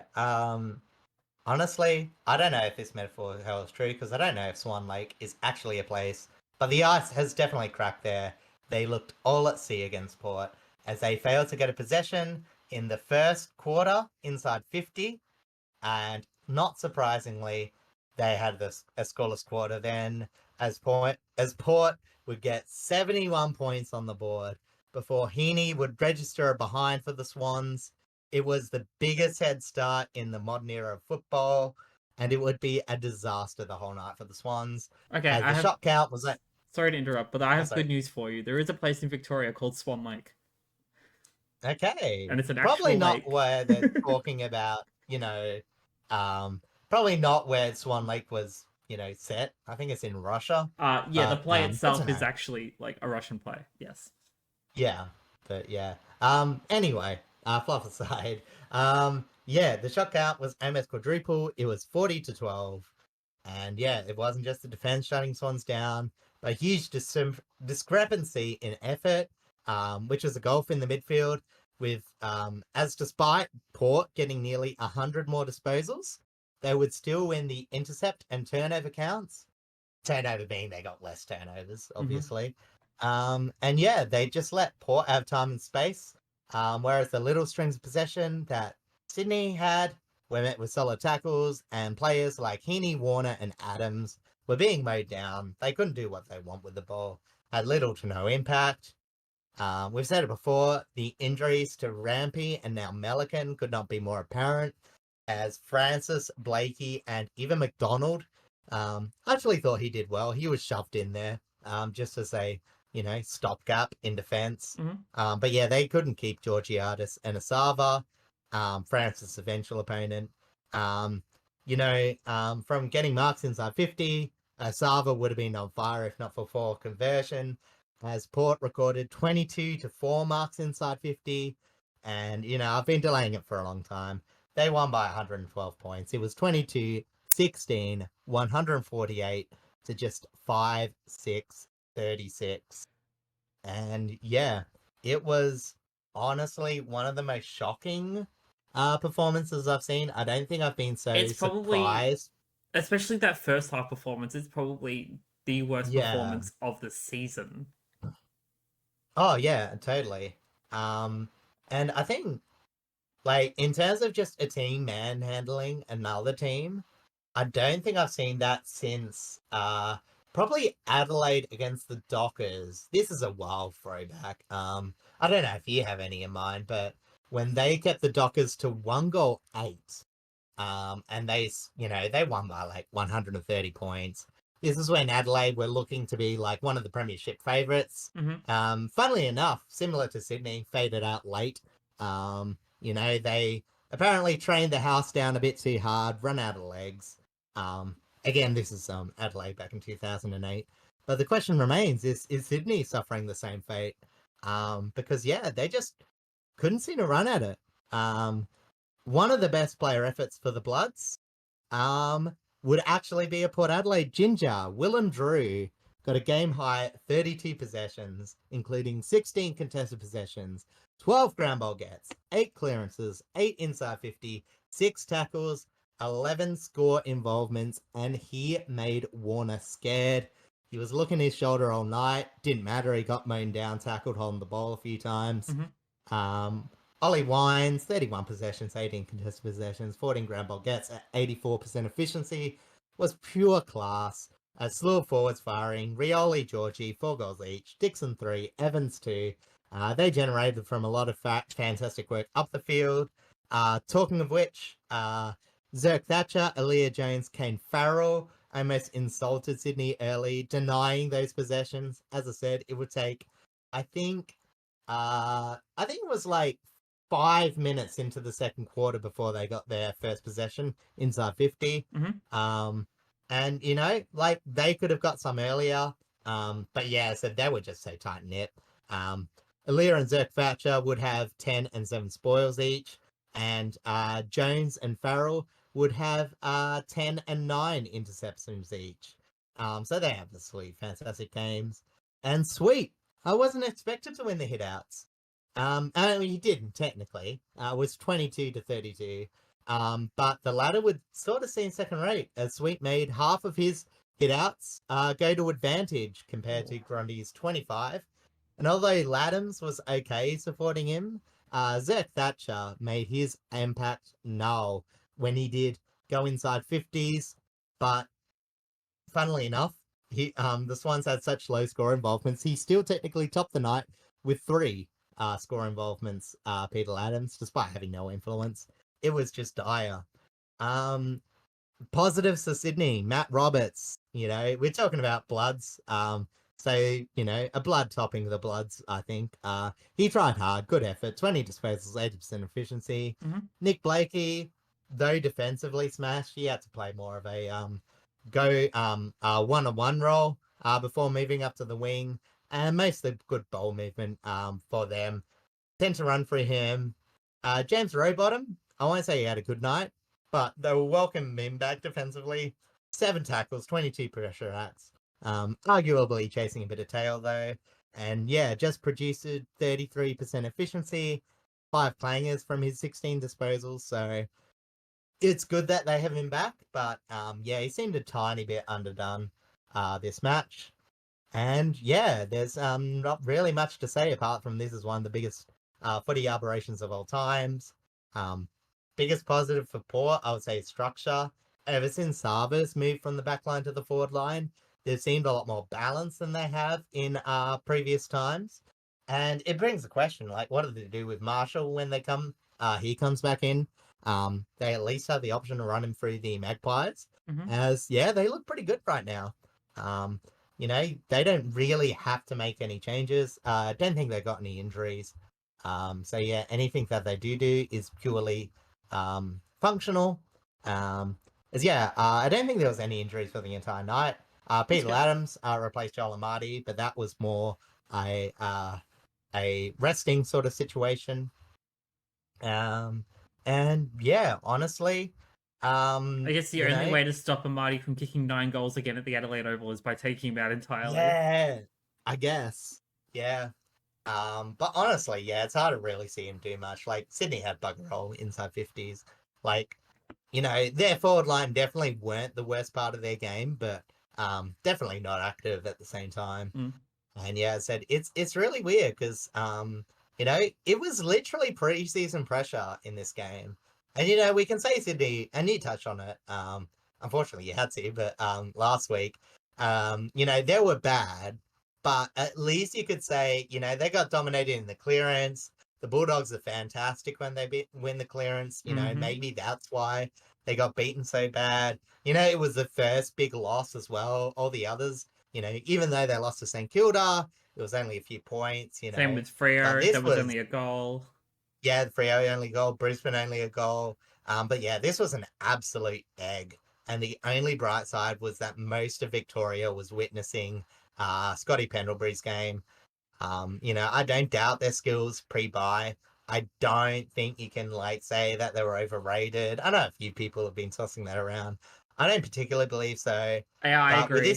I don't think they're overrated either. I think they were very, pretty much rated as they should have been. I just think other teams have finally just figured them out. I wouldn't even quite say that. I would say that, there's a combination of things because, obviously you can't say it's injuries entirely because they've had a pretty good run. The players that they're missing, sure, it sucks, but every team's going to miss those. But what it does say for me is that the Swans can't afford any backline injuries and any forward line injuries. Yeah. Because that leaves them exposed. There's a few big step downs. There's a few I want to mention. Again, this is going to be a bit harsh for certain players, but they're all fringe players. Like Melican to Francis, that's a huge swing. Amati to Laddams, massive swing. Mm-hmm. As well as, someone like Rowbottom to Wicks. Obviously, Rowbottom's come back, but, he wasn't there before. Or even Robbie Fox, they aren't really providing much for older depth players. So, maybe it's more just Sydney have been able to play exactly who they've wanted, more than other teams are finding them out, and they've played a pretty hard running game. Still yet to be seen if they've gassed themselves up, so we'll see with the end of the 3 weeks. If they get belted for the rest of the season, I think we're going to have to say that they're gassed. There's no other reason for such a big drop off. The upside of that, they get a bye. They're probably still going to get a home final. So hopefully they can recover a bit from that. 6th will get them mathematically. I think it's a very, very slim chance that they drop out of top 4. Yeah. But it is still possible. I think the lowest they could possibly drop though is 5th. So I think regardless they will get a home final. Yeah, exactly. So as I said, don't get too down on them. But this is really concerning because, as I said, this is just a thrashing. This is, I've never seen anything like it. I think they said it was the first time since, I think it was Fitzroy in the 80s or something, that a top team's been beaten by 100 points. I still strongly understand it. It's crazy. But yeah, as I said, Yeah. We're yet to see how they respond to it. I think next week's gonna be huge.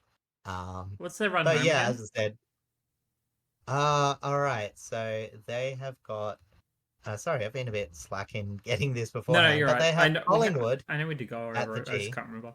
um, Essendon at Marvel, and the Crows at the SCG. So that's okay. That's recoverable. That is Um, recoverable. and But yeah, to what degree? granted, yeah. I mean, still, like the Swans have had also one of the harder runs in fixtures as well. Like for much as like again the saying over, like they were at one point before the bye 7-1, I think, against top teams. Well, yeah, well against yeah, Yes. Fremantle were the first top team that they lost to, obviously. Yes. Um, Because yeah, so they may have yeah, lost to like Richmond, but Richmond weren't a top team and still haven't been a top team. So that doesn't count. yeah, so so yeah, they might finish the team with a few aberrations, but still wait and see. But yeah, this is a concerning, and the mental. It's going to be hard, but as I said, all it takes is one good performance and the flick switch. It has to be next week, though. Yeah, if they let Collingwood get up and at him at the SCG, yeah, I would say that there's already alarm bells going off, but this will go from I'd still have them in the mix, which I do. I still think they're like maybe the third or fourth past premiership favourites. Brisbane probably first. Um, Yeah, I would say Brisbane. Maybe the doggies if the doggies stay in top eight. Yeah, it depends where. If the doggies make top four, I'd put them up there. If they don't, I'd probably put Sydney back there. But again, that's how the rest of the team goes. But again, Cats too are in the mix. But Carlton as well. Port Adelaide if Port Adelaide stays in good form. yeah, again, but I'm talking about right now, obviously, Yeah, because yeah, yeah. yeah, Port's still got a few games. But yeah. So as I said, that will make them drop off. But yeah, as I said, a lot more to say about Sydney than Port. But yeah, a pretty solid win by Port, all the same. They played exactly how they want, but they would probably want a bit more pressure before they've said, sign sealed, this works. But Carlton and Sydney are good scalps, and they look to their back end of the schedule. They got Melbourne next week. They've got the showdown, which will be scary. I really don't think you can take that game as an instant win for Adelaide. No. And then, of course, capping it off at Optus Oval with Fremantle, which should That be a cracker, that is hopefully. a tough run home. Yeah, said Melbourne should be more likely than not. I think they've put their head down. I think they're gonna I fade think out the they rest of the you season. should convincingly beat Melbourne if Melbourne kind of just stay where they are. But But the last two the games are definitely the last two dangerous. games, there's no doubt. I mean, even without it just being Adelaide already show signs that they're trying to play for the end of the year, a showdown, they'll want to play spoiler. It's Mm-hmm. one of the hardest. It's you ignore form for the showdown. Some matchups play a part of it, but at the end of the day, these are two teams that want to beat It's the each same other. with any clash or any rivalry clash. These state games. I'll say that the Dockers and Eagles tend to go to script a lot more. I know the Eagles had an upset, but A, it tends to go to script, and B, there's a lot of floggings.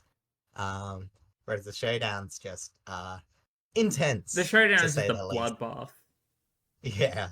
But yeah, that's about all I want to say for that game. Um, we won't suffer any Sydney supporters too long because there are still some great games to wrap up with, and I think, depending on how you want to do it, I'm happy to go next because I assume you don't really want to talk very long about Stkilda Brisbane. yeah, as I said, I'll just cap that and then go to the Essendon Fremantle Yeah, game all right. So afterwards. I'll go first. So we're gonna head over to Canberra for a nail biter of a game. Like it was, Mm. I did manage to catch a bit of this. I was involved in a charity tournament on Sunday, so I didn't get to see all of the game. I actually missed the best quarter, which was the last quarter. Um, but I got to see most of this game. GWS and Hawthorn in Canberra. Nail biter of a game. Scoreline was 12-12, 84 to 12-10, 82, with GWS coming back in the last quarter, kicking 7 goals to storm home with a win by 2 points. It was a very even contest, pretty much for most of the game. Very back and forth. Very strong midfield battle between Will Day and Brent Daniels. Toby Green was had very little impact up forward, and then he got moved to the middle. I think just after quarter time, and started to pick up a little bit more workload. It allowed Jesse Hogan, whilst he may have been on his own up forward, he ended up being able to roam a lot more. Took some really strong marks, and I'm about to go through that now. So I'm going to start with Brent Daniels because I mentioned him first. He finished with 23 disposals, 7 contested possessions, 6 inside 50s, 3 clearances, 9 score involvements, 5 tackles, 24 pressure acts, a 1-2 scoreline, and 510 metres gained. Did a lot of hard running all afternoon. Fun fact, actually, before I keep going, there were a couple of special guests in the audience for this game. One being former Hawthorn legend, then moved to Sydney for the money, Buddy Franklin, and somewhat quote-unquote Hawthorn supporter, but he's been involved in a couple of the other teams and just hanging out with them. Our Prime Minister, Anthony Albanese, was also at this game. Sometimes footy, and we've kind of been talking about this in our Discord server that we have with friends, is that sometimes it's good to see footy in Canberra, and the potential for Canberra to get the 20th license, whilst they may not be able to cultivate a massive following in terms of growth, like there is, because GWS has a lot of that growth already, is not very favourable to having a side full time in Canberra. But seeing just the game grow in general in a state that is predominantly rugby is very, very good for the sport. And it's good to have, and our PM, he's a PM. He's going to go and support all of the sports in the country. But it's nice that he actually just actively shows up at games at random times. Yeah, no, for sure. I think he is actually a pure... Because he had a few, not mentioning anyone in particular, but Scott Morrison, who would change scarves at the drop of the hat. But from what I know about Albanese, he's a pretty keen supporter. But yeah, but also to what you were saying, Brent Daniels, the move into the middle, and we'll probably talk about this because I'll be able to talk about it a bit more because I did see a bit of the last quarter. His move to the middle was absolutely fantastic. Very instrumental for sure. Yeah, exactly. There was a lot of move pieces that, and funnily enough, same for the Essendon game, there's a lot of move pieces that ended up working out quite well in getting the comeback. I do want to also briefly shout out Lachie Whitfield. He was top of the stat sheet for this game. I didn't write anything down for him, but him, Brent Daniels, and Toby Green all through the midfield was insanely strong for this, especially for that fight in the last quarter. Again, Green was moved into the midfield after quarter time, and he pretty much had a monster performance afterwards. Only 17 touches, which is a little bit low, but that's because he started up forward. Then he finished with 7 contested possessions, 7 marks, 7 inside 50s, 5 clearances, 9 score involvements, 19 pressure acts, a 3-2 scoreline, and 536 metres gained. Again, more hard running and hard on ball movement from him, which you expect from him, especially when he's in the midfield. Yeah. And then to round it out... Oh, sorry, no, you go first. I was going to say, did you want me to give you Whitfield's stats? Actually, yeah, go for it. I was a bit of his game. He did round up the night with 37 disposals at 89.2% efficiency. Typical Whitfield, it was only 3 contested possessions, but 6 intercepts, 10 marks, and 10 score involvements, and 2 tackles, 13 pressure acts. And I will want to say, at the start of the game, I was actually a bit critical of Whitfield. There was a lot of chipping in the background. It was... stats kind of show he had a lot of uncontested possessions. He just had a lot of free ball. He was part of the problem of GWS's poor ball movement from defensive half to forward half. But the good news is, when that did get going, his game lifted along with that. So I don't want to say it was a cheap as 32 to 7 disposals, but his effort in the second half... Oh, he had 702 metres gained as well top the night. Oh, yeah, has a huge amount of running. Yeah. As I said, his second half was a lot better than his first half. Still one of the best players in that game. But yeah, as I said, it is just funny how GWS do not operate a bit like that, as I said. But I'll talk about a bit later. We'll continue with the individuals. Yeah, and then I just want to shout out Jesse Hogan, as I mentioned before. Ended up being kind of alone in the forward line, but allowed him to roam a bit more. He kicked 5 goals from 17 touches, 11 contested possessions, 11 marks, and 7 score involvements. He was the leading goal kicker for pretty much the entire game on both sides. And yeah, a very, very strong last quarter performance from GWS especially. Hawthorn, it's very uncharacteristic for them to get shut down so hard, so late.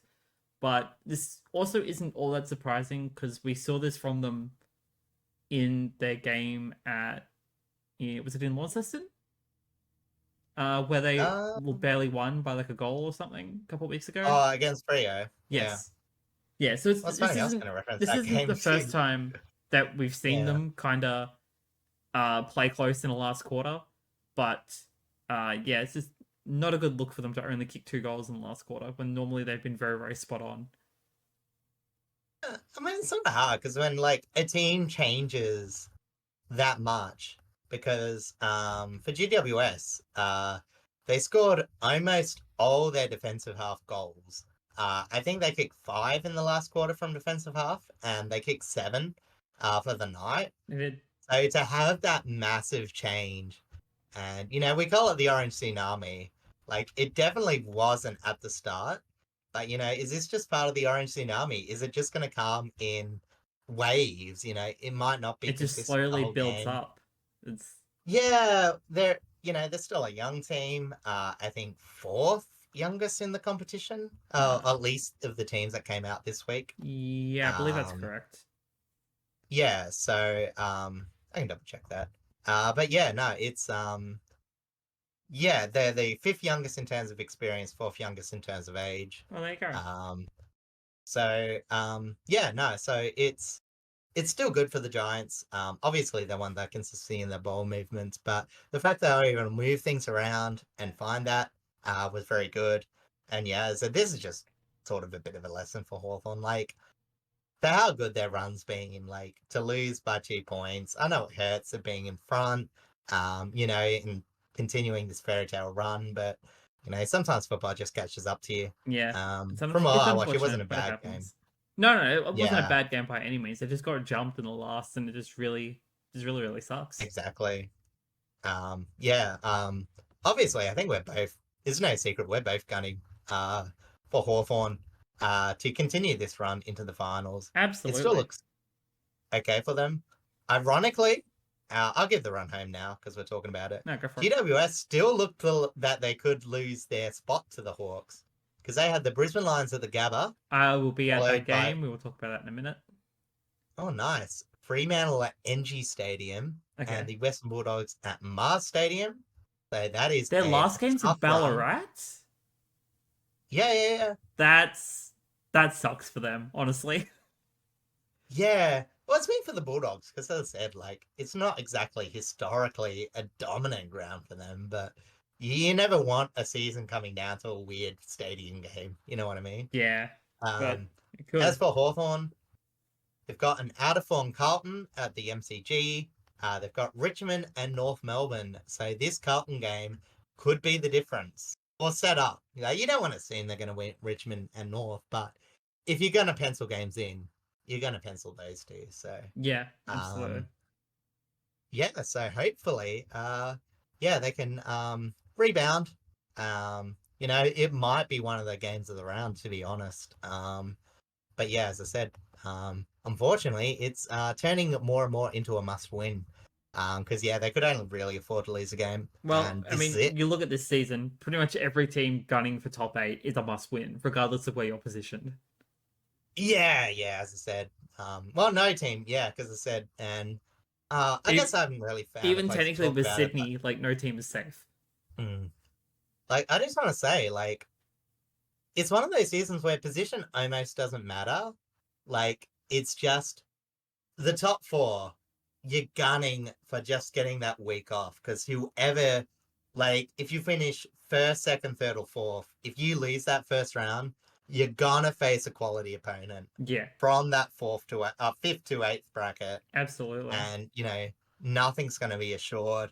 So again, for any team in the top four, they want to win and they want to bring in some good form, because straight sets is on the card. And for any of those bottom teams, home ground, if they can get it, especially for some of the Victorian teams, Western Bulldogs, if they don't quite make top four, same with Geelong, I guess. Yeah, they're gunning for fifth and Collingwood, sixth, Hawthorn, especially. yeah, Collingwood, Hawthorn, Essendon, if they can somehow get a home game, that's going to be huge for them. As we get an all interstate as it stands, top four, which is nice. That is crazy. That hasn't. I don't think that's happened in the longest time. Well, it's happened. It's just not meant. I don't think there's a season that's finished with an all interstate top four. So, yet to see if that's. As I said, GWS is at fourth, and yet they could still miss out on finals. And yeah, it's a crazy year. Yeah, I know. We'll go through it when we jump on the ladder in a minute. But to shout out some Hawthorn players, because I haven't actually done that yet. Jai Newcomb, brilliant performance in the middle. Easily their star player for this week. Because Will Day was kept a little bit quiet, although he still had a great performance on his own. The Bedford tag. Yeah, with credit to Toby Bedford, he's really come into his own, learning to be a tagger. Because normally he was playing a similar role to Toby Green, but I think they've shaped him better to be a tagger role, and it's definitely benefited his season as a whole as well. But yeah, to Newcomb, finished with 30 disposals, 19 contested possessions, 6 inside 50s, 11 clearances, 6 tackles, and 22 pressure acts. Great on-ball performance, as per normal. And then Lloyd Meek went out in the ruck duel. He collected 42 hitouts with 14 to advantage, 16 disposals, 7 contested possessions, 6 score involvements, but only 3 behinds. It's unfortunate because that could have been the difference maker, but what it is. That's the way footy goes. Yeah. And thankfully, no injuries this week for either team. Both team comes out of this game very healthy, which is good because they definitely need their players for their run home. Absolutely. All right. All right. Should we quickly touch on the lesser of the two games? We'll finish on a high note. Yeah, go for it. So we'll talk about, as you mentioned before, Stkilda got absolutely towed. And there's no, unless you want to take a contrarian take, you have to say that Brisbane are the premiership favourites at this point. Yep, I agree. Neither of us watched the game, so we sort of have to look at the score for this. But I did have a look, and by the stars, it actually seemed like St Kilda were more their worst enemy. They turned the ball over in their forward and back half, and Brisbane could just generate a lot more useful ball movement and more ball in general. They absolutely smashed the ground ball gets in contested possessions. I think it was nearly 30 or something like that. I might have written it later. But yeah, as I said, the Saints kicked their lowest score ever against Brisbane, going down 5-9, 39 to 19-10, 124. The big Mosif, Joe Danaher, took advantage of an unusually disoriented Saints defense. Again, said before, this is the 4th best defense in the league. He kicked for free, taking 4 marks inside 50, and gave, I don't think he had Wilkie. I think he had Diggle Howard. Oh, yeah. Gave him an absolute bath. Neil McCluggage trainer, they did what they've been doing for the last 5 years. I didn't write their stats specifically, but so they helped Lions win the centre clearances 15-7 and the overall clearance by plus 21. As if the Lions didn't need more positivities, a younger player like Jasper Fletcher and Logan Morris were both heavily involved. Also Carl Oman. And Froggy Lester, the great clubman, celebrated his 200th game by shutting down young Cooper Sharman as he reached only his 2nd season of playing 20-plus games in a year. So 2 milestones in the one game. And yeah, this came from being delisted at the end of 2022. Got a lot of 1-year contracts, and now he's back in a bit of form. This game wasn't that interesting, so I'll give you some more Froggy Lester facts. He's married to Dane Zorko's sister. Whoa, that is crazy. His name, named Froggy Lester because he has a tattoo of a frog on his bottom. Because Dane Zorko always referred to him as the frog emoji when he was like listing players. They went to, I think it was China for an end of season trip. Everyone else got a tattoo. Froggy Lester, 22 years old, said, "Hey, I want to look cool in front of the bigger, older people." So he got one. Fair enough. And that's why it's got funny Froggy Lester. And clearly that must have impressed Dane Zorko's sister. Maybe. I don't know the timeline about this. No, I don't know that either. What's not a fun fact, the Saints have this up performance after a solid week last week. And the great fact was, as I said before, the Saints, the Lions managed to do this against the number 4 defense, points-wise, got 29 scoring shots against them, and absolutely dismantled them. And yeah, that's about and it's probably all that needs to be said about that. And it's to a detriment to Stkilda because it's not like they're missing anyone super, super important in their defense either. Oh, not in the defense. So it's just, it's just a very, very unlucky performance from them as a whole. Brisbane was just too strong and just you could probably say that, again, some of the defense didn't help. Like, obviously, in any other week, 55 would be like near top for inside 50s. In fact, the inside differential wasn't that big. Like, I mean, it was like, what, 16. But, ended up being nearly 100-point margin. Yeah, conversion rate is what gets you there. But, the contested possessions, 139 to 96. Ground ball gets 90 to 71. I listed them because I forgot to before. I think a lot of it also just came from that midfield group. We've said it all night. They struggle to generate points, and normally they're good at defending it, but when you give Brisbane that much from the stoppage, they're just going to lock the ball in the forward half. Only 2 goals directly from centre bounce, but 9-4 from their forward half stoppages, 12-5 from turnovers. They just locked the ball in their forward half. St Kilda struggled to move the ball out from there. And yeah, it was just a bit of a disaster for them. Yeah, it's not a pretty sight overall. We have briefly touched on their run home just by talking about the other teams. They're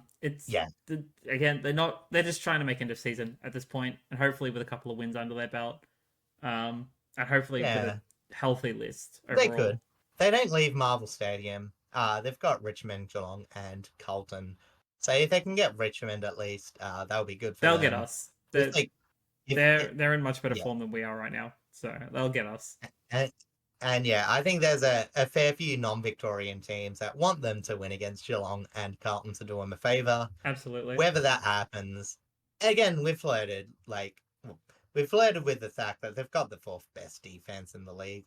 If they can somehow stitch it together, as I said, it's so weird because you get these teams that like have a really great offense and a really bad defense, and they look so pretty. You think, they're not really doing anything, but they can be such a danger. You never really think about it the opposite way. They're sort of the embarrassing team to lose to, but they've shown a few times that they've been able to knock off teams that they probably should. Especially recently, because it's so interesting to me because they don't have Max King, and Max King is their like primary forward target. Even if his accuracy isn't great, he's just a prime target for them to get the ball forward.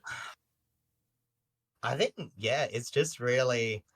It's almost arbitrary at this point because they don't have forward line function. Like, that's just clear. Yeah.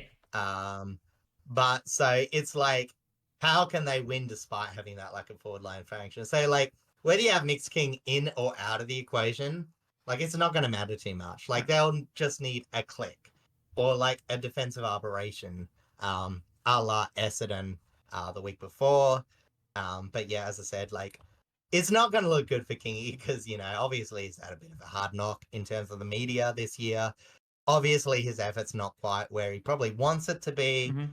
He might, but as I said, he's had bugger all support. So, as I said, they're going to have to find a way. I don't know how. It's not really great pieces to have around, but, as I said, I'm hoping they play spoiler, but as I said, from this week, you wouldn't even come close to imagining it. I'll just quickly go Brisbane's run home. GWS, as we said before, Collingwood into Essendon, 2 at the Gabba. That's GWS and Essendon. Collingwood at the G. All You would winnable expect games, almost. based on even just based on form alone for all three of those teams. I think Brisbane should clean up GWS pretty convincingly. Although GWS's win this week against Hawthorn, I think that gives them. It's not impossible, but it's definitely not hardest. impossible. But it definitely favors Brisbane more than it favors GWS. Yeah. And, as I said, it's going to be insane. I think there are 9 wins in a row now. So yes, that is correct. If you give them all 3, it'll be 12 wins going to the finals. Again, even if they lose one, it's not going to change much. But, that's a big setup going into the end of the year. And as we said in the title, huge momentum swing. A minor premiership. It's not going to mean much. The difference between 1 or 2 is negligible. In terms of, storyline, massive. Absolutely. So, yeah, we'll see how that plays out. This team that started the season 1-5, getting top spot, stealing it from Sydney after their horror second half. Yeah, it would be one of the storyline because as I said, I was talking about Sydney being one of the best regular season teams pre-bye, and now we're looking at one of the worst first teams if they do make it versus getting knocked off. So it's who knows? Like we keep saying now, it's no spot is safe. Doesn't matter where you are in the top 8, no spot is safe. No, exactly. And I guess that's a good segue into a squad thinking that they're safe and getting knocked off. I'm guessing you don't have anything more to say about that much. No, go for it. Okay, so again, must-win game for Essendon. Media on their back the entire game, and not must-win game for Freo. But they needed this win to be confident about their finals prospects. Again, very hard run home. And it was a very nice first quarter. We saw Essendon fight hard with a lot of pressure, as both teams would look to score from centre circle. Bit of a theme for the night. Hayden Young took the direct route early. He would find so much space in the first quarter. First 3 quarters. And Luce Manning allowed for 2 early goals from him. Whilst Essendon, they were able to lock the ball in forward for some early pressure, which allows Stringer and Gresham to be involved, as defensively, both teams would allow some nice looks to goal, which was saying defense wasn't exactly great in this contest. But yeah, as I said, we haven't really seen the ground ball game be that solid. But yeah, Stringer managed to lift that. Despite this great contest and early lead by Essendon, what unfortunately would follow up would be a drying of inside 50 conversion. The Dons would butcher the ball going forward despite having the better of the territory battle, and would score just 3 goals.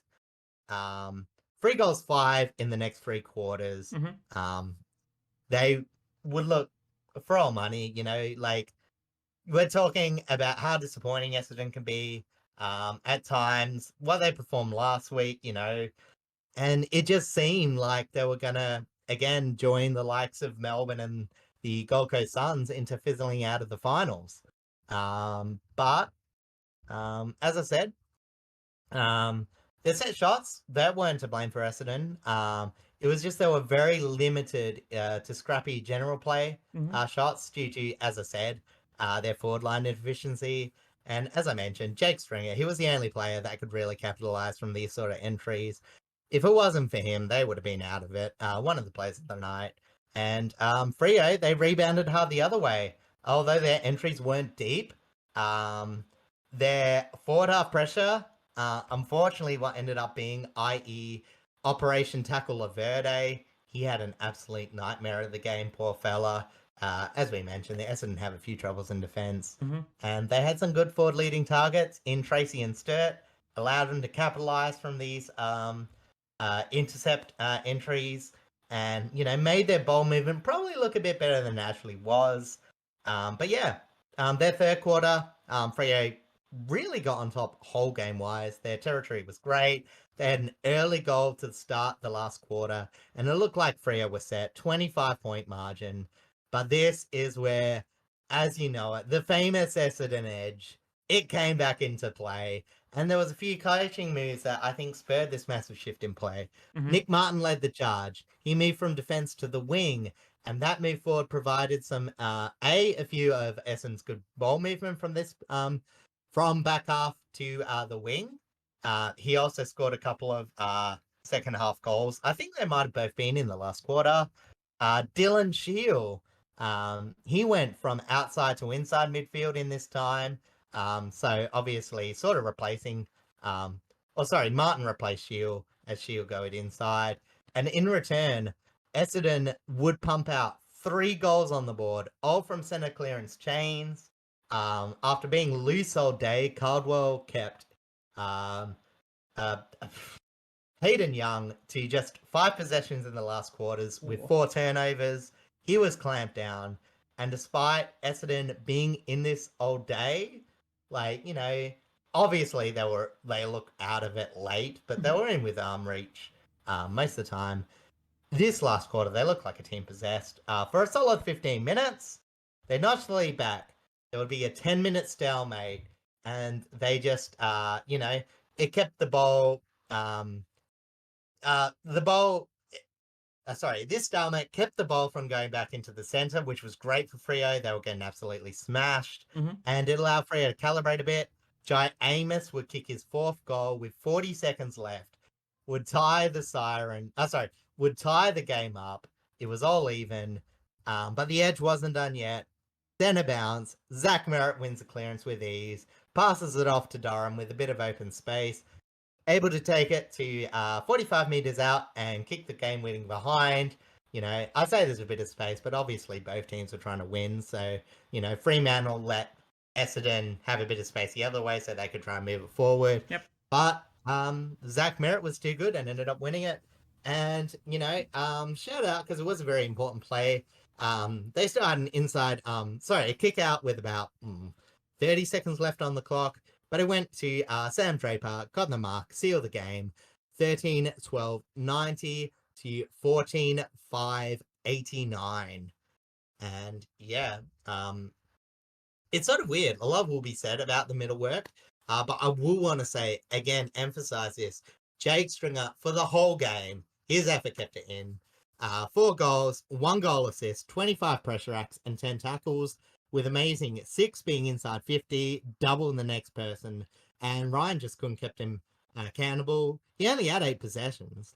It wasn't a big game, but it was a Jake Stringer game. It wasn't a high possession game, but it was a strong, influential game. Yeah, exactly. He doesn't always fire, but if he can get the pressure up, normally it means he's being involved. Again, half of his possessions were goals. More than half led to goals. Well, there you go. Yeah. And, I just really want to emphasize that because, as this game sort of hinted, it wasn't the best defensive midfield game, but boy, there were some good midfield performances. I'm going to give Hayden Young the MVP out of that match, maybe even for the match. 27 possessions, 7 inside 50, a tight night, 8 score involvements, 2 goal assists, and 2 direct goals off his own boots, 13 contested possessions, 7 clearances, and 7 tackles. It was insane. Again, there were other good mids, but for the sake of brevity, I just want to highlight 2 others. Andrew Brayshaw, 33 possession, 16 contested, an insane 91% efficiency. When almost half your possessions are contested. It was great. He had a tied night high, 10 ground ball gets, a night high, 8 clearances, 5 score involvements, and 5 tackles. Arguably he could have been one of the best players of the night. And despite only attending the centre bounce 17 times, the 9th highest of the night, he doubled the centre clearances. I forgot. Yeah, I'm talking about Dylan Shield here. Okay. You forgot the name. That would have been very helpful. Yeah. So I mentioned that move. So this happened late, but his impact was almost immediate. It wasn't all in the last. He did go there a few times in the first quarter. He was very good in that. And yeah, as I said, led the centre clearances with 6, 7 overall, 5 score involvements in the last quarter were absolutely instrumental to the Dons' victory. I think he had 6 or 7 overall. But yeah, as I said, just 20 disposals, 9 contested possessions, and a perfect disposal rate. And 4 tackles as well. So as I said, absolutely fantastic game. In terms of midfielder that was an inside mid, Nick Martin, who took his win spot. As I mentioned, he got to the 2 goals. So in terms of a coaching performance, chef's kiss. Absolute maximum from that move was Brad Scott was able to get. Again, we'll just, I'll just list players here. Parrish, Merritt, Caldwell, Durham, Sarong, all fantastic games. I mentioned, a bit of loose at times, especially a lot of the matchups with Young. I thought for how dangerous he was, he had a lot of space on him. But as I said, they did put Caldwell on him eventually. And finally, as I said, it's still midfield, but I want to give a shout out to the ruck combination of Sam Draper and Nick Bryan. In combination, led the Dons to win their total hitouts, as Darcy and Bryan, young Nick Bryan, if you don't know, sort of not even pinch hitting. He's sort of taking the 50-50 ruck work. Had the same amount of hitouts to advantage, but Darcy attended 70 contests to Bryan's 47. So, as you can tell, he's a smaller body. He attended less, but he was able to do a real big impact. He also had a lot of defensive efforts. You couldn't really see him on the scoreboard, but, when he was running with Jackson, I know Jackson kicked 2 goals, but they weren't off his player. But when he was just running around the ground with him, he was really good. He also, between Bryan and Darcy, they got 9 tackles to Darcy's 1.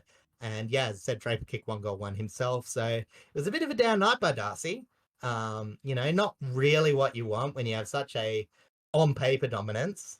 But yeah, for Freo, it would be remiss not to mention a miss.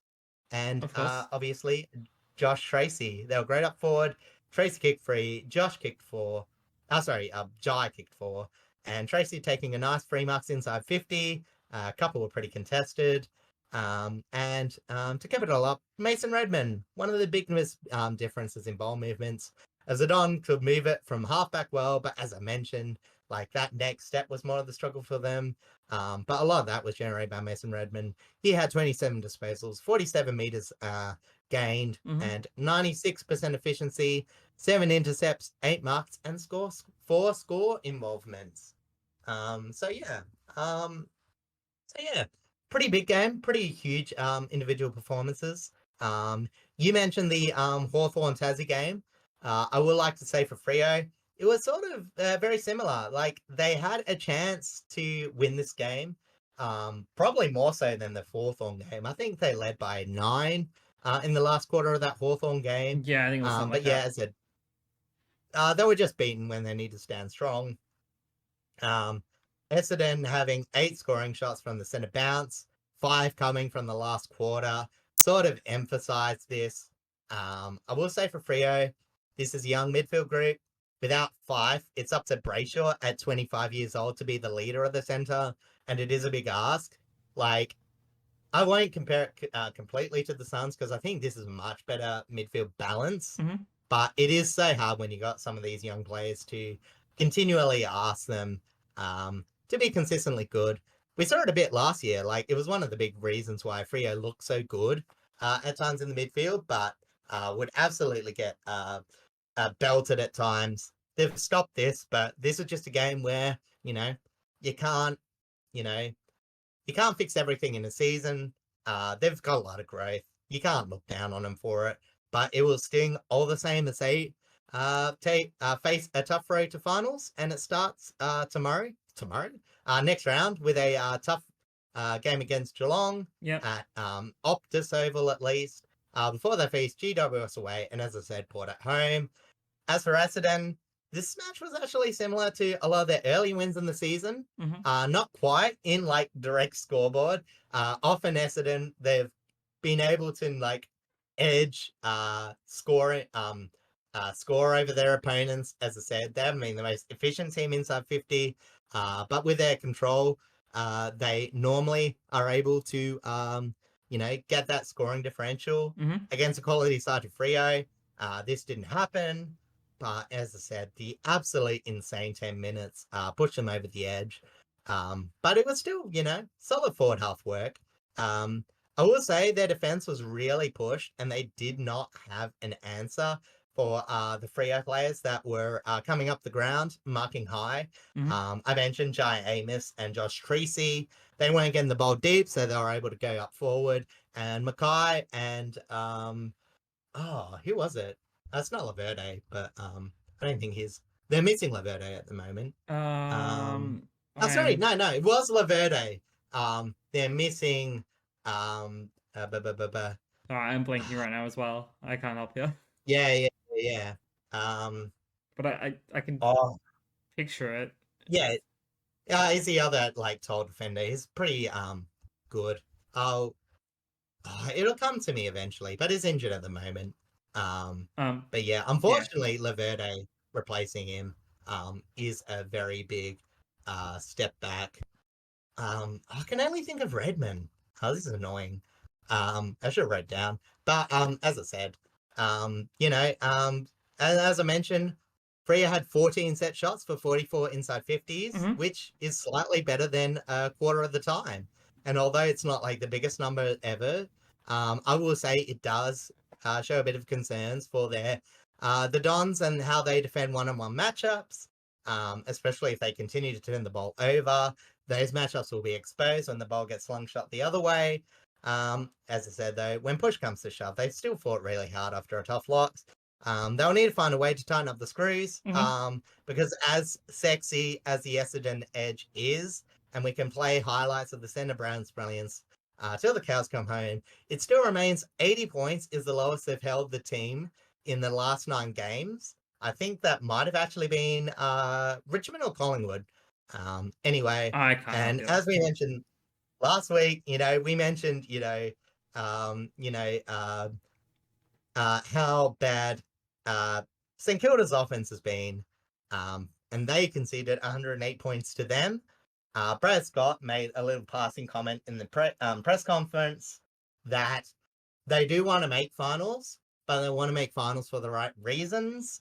And, not just get there and get absolutely blown out and not feel like they deserve to be there at all. Yeah. So I think this might be where he's getting at. I know, a lot's to said about the midfield coming and going, but on the flip side, the midfield still won them a fair chunk of games. It's very unfair, to highlight that. And a lot of it, and a lot of it over the season has been just off of merit. He's stepped up massively this season. Yeah. And it's and keep in mind, it's the first season of this rotation. Because, we talk about, Durham, Caldwell, who else am I thinking of? Or even Shield not being in the centre anymore. It's the first time that they've been running this. It's not going to happen week in, week out. But, as I said, some of the defensive players that have been playing there, I think they do need to step up. Obviously, Laverde's the biggest point, but even Redmond before that hasn't had the best of impact. I'm going to look up the player they're missing. It is absolutely annoying me. I do know it. They're missing Zach Reed. That's right.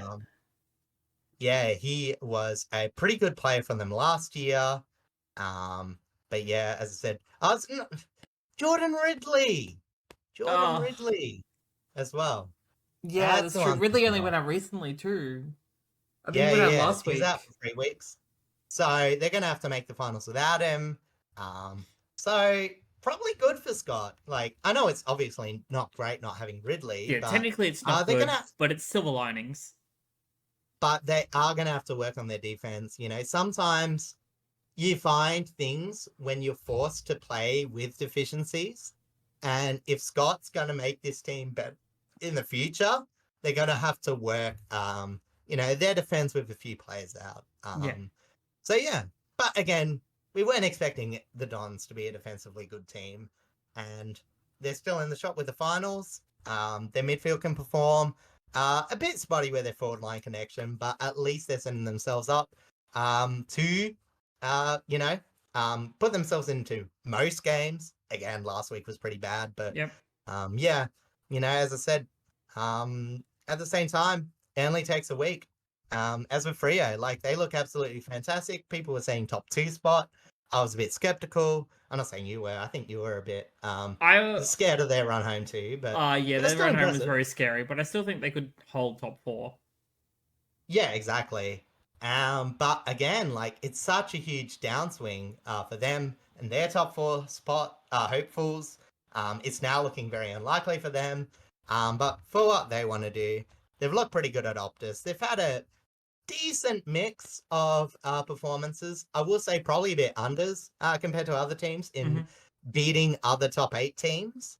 But yeah, they definitely deserve to be in the finals mix. Hopefully they can recover. I will be a bit shattered if they miss the top 8. A lot of good signs, but yeah, their defense has been a bit not quite as good as it's been in the mid part of the season.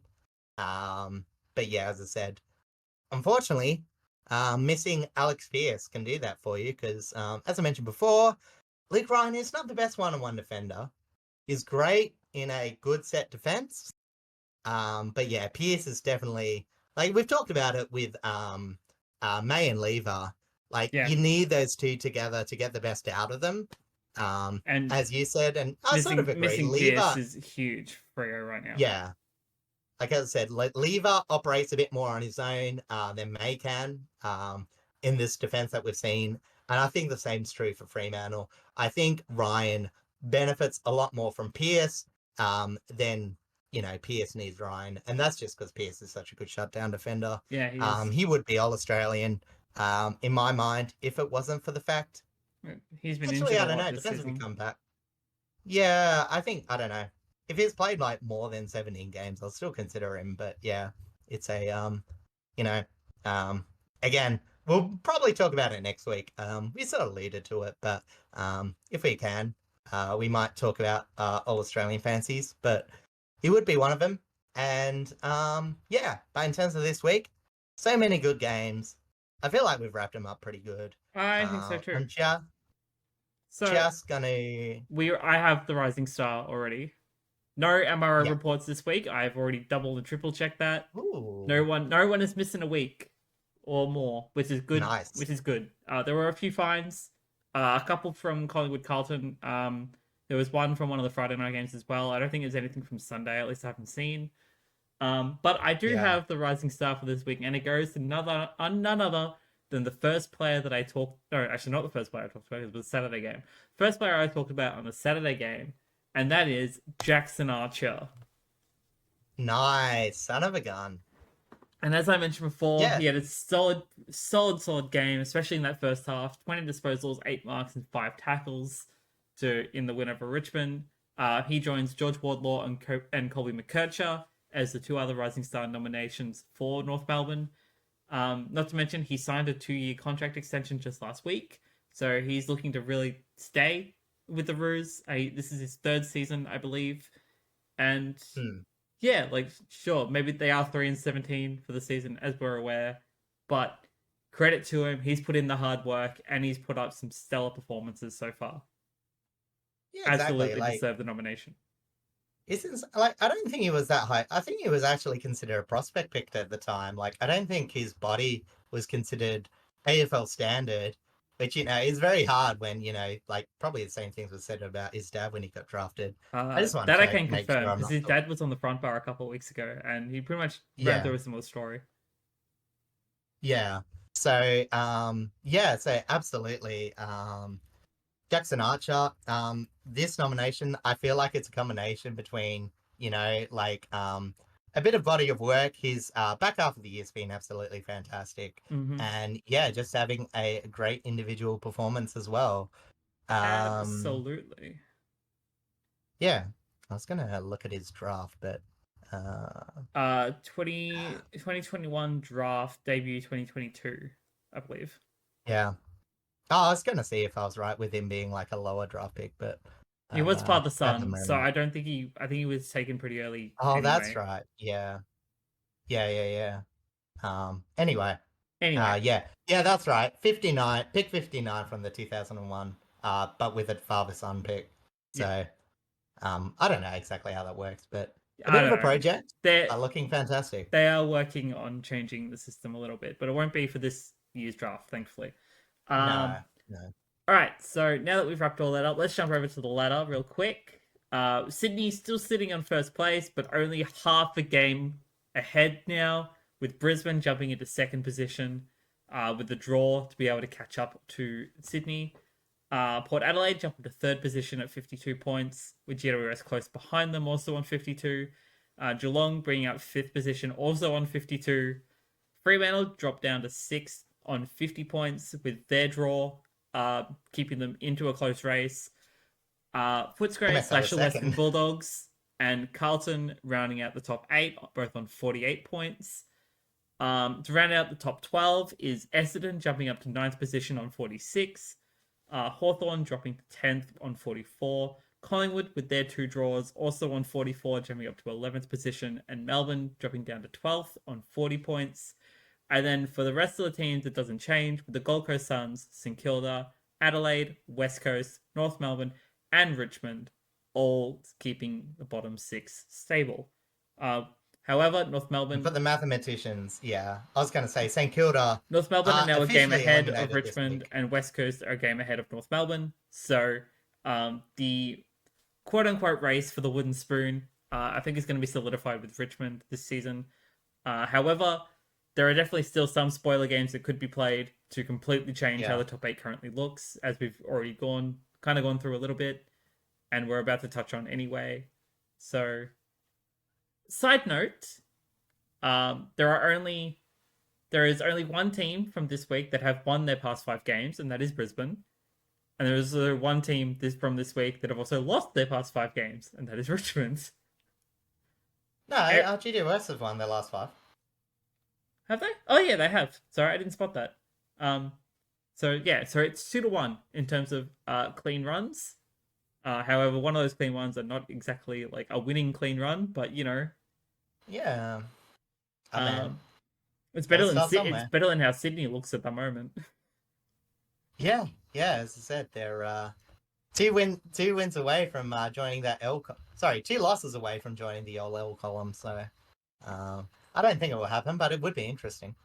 Well, I mean, if it does happen, that puts them directly into very slim chances of holding a top 4 position.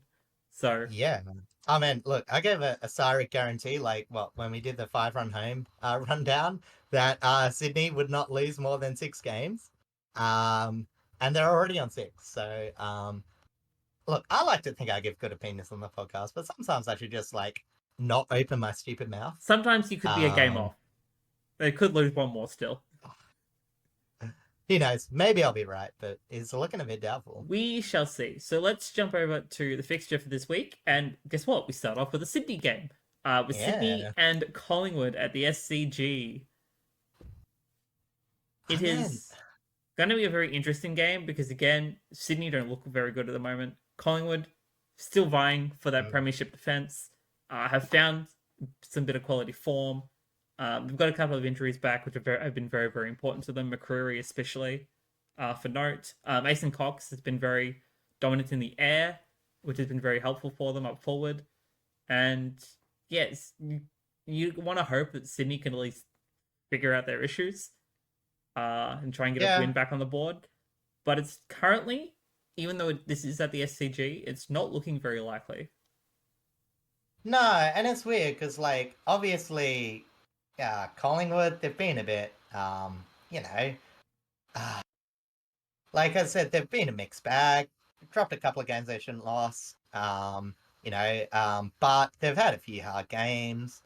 And, this is just the one where, I don't know, it's just sort of hard to really think. Are Collingwood actually in more form than Sydney? I mean, for the last 5 games, sure. On paper, I would still edge towards Sydney. Collingwood still struggled to score. That's just their thing. So it may keep Sydney into the game.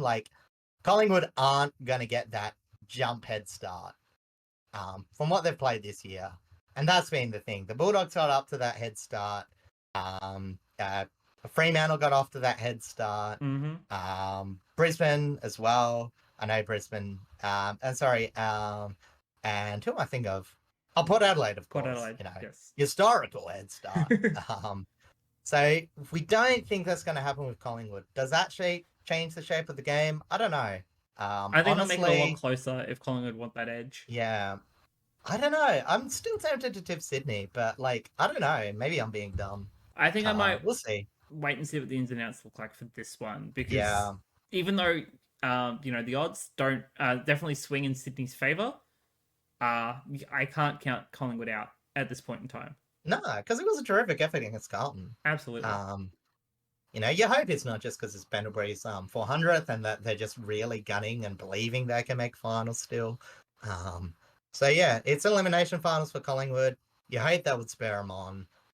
I just got that feeling Sydney might equalise.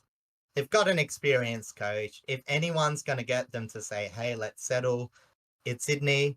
If Collingwood win, I am probably never going to tip Sydney again because I think they're gassed. Yeah. Unless it's like a really weird game. I can be convinced of that. All right. Let's jump over to the Saturday games. So, just for a side note, I'm going to completely miss Friday night's game. And that's for the fact that I will be on a plane to Brisbane to go see the Brisbane Lions take on the GWS Giants at the Gabba Saturday afternoon. What a game to go see. I know, right? I timed this really, really well, didn't I? I think odds are actually in Brisbane's favour, just 100%. Well, I wouldn't say 100%. I'd say at least 90%. They've hit their peak at the right time. The biggest streaks going on at the moment. Yeah, exactly. And they've hit their peak at the right time. That's pretty much. Giants still aren't in 100% form. They're still got a little bit of holes that they're working on, and I think they are figuring them out pretty quickly. But I think Brisbane I feel like Giants are doing just enough, and Brisbane are being ruthless at the moment. Absolutely. This could be... Still credit to the Giants, but at the Gabba, nah. This could be a bloodbath, but I think the Giants will try and play it close. Giants can't have the same first half as they did last week. No, absolutely not. Slaughtered. They can't muck around with it. Brisbane will jump down the throats if the Giants can't give them the ball for free. Yeah. But yeah, I think we're both going to swing Brisbane on that one. I think that's a fairly obvious tip, but you'd like to hope that the Giants definitely make it close. Yeah. All right. Now the somewhat Spoonbowl between North Melbourne and the West Coast Eagles down in Hobart. Yeah. Well, West Coast can confirm not a spoon if they win this, if my mathematics is correct, which I'll be gunning for. And North Melbourne will probably be very unlikely to win it if they do win this game. Yes, so, I would say so. Yeah, in terms of like relative ladder position, I don't know if there's going to be that difference between 1, 2, and 3. If North beat the Eagles this week and Richmond loses to Stkilda, that pretty much 100% confirms Richmond to get the wooden spoon. Yeah. But I'm just saying, I don't know how much of a difference between pick 1, 2, and 3. I'm not a draft scholar. Yeah, I haven't looked at it at all. I don't know what the talents are like. At this point, West Coast, with their list balance, they want to be winning because they do have enough. They want to make some free agency moves, but, as I said, their back line's technically okay. Their forward line, if they got the bowl in there more, could be a bit better. But yeah, North is a lot more midfield focused. But yeah, so they've been in the doldrums too much to not want to win any game possible.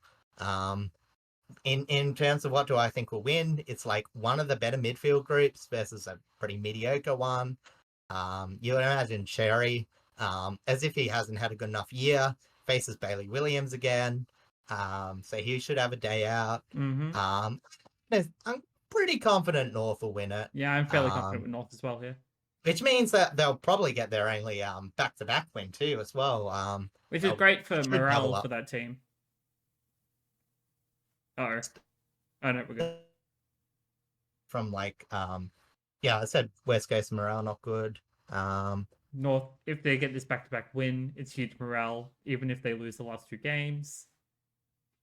Yeah, exactly. So, yeah, as I said, not much on the line, obviously, except for a bit of respect. And obviously, West Coast want to tell the next coach that they've got some semblance of frame to build with. Yeah. But yeah, I'm still tipping North. I think their I'm midfield football's going been North here pretty as well. impressive. It's All right. probably an edge. Fremantle and Geelong at Optus Stadium, a Saturday twilight game. Yeah, it's a historically it's a pretty Well, technically rivalry it's an game. afternoon game over in the West, but it's a twilight game. Yeah, it's enough. Because of Yeah, time zones. twilight. It'll probably be sunset when the game finishes. Well, in the West. Fremantle, however, it's an interesting rivalry with Geelong. They've had a lot of good upset wins over them. A few wins at Cardinia. Goomba Stadium. Same name. So, yeah, if they're gonna have their big win, Geelong, you sense that Freo might be a bit fired up for this game. Like, I'm not saying they weren't last week, but sometimes when you got so little between teams, sometimes that oomph factor could be it. Obviously, playing at Optus is a big advantage.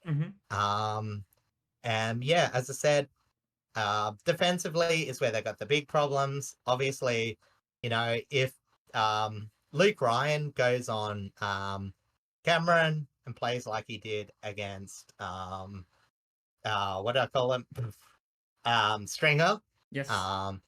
Geelong will, have a lot of avenues of scoring because, as we said, Jeremy Cameron's living in the forward line and thriving. But on the flip side, I think that Fremantle's midfield is a step up against Geelong's. I know they had the fade out, but again, with their ball movement, their forward movement has looked a lot better than Geelong's probably this year, I'll say. Fremantle's has some good movements. It's just,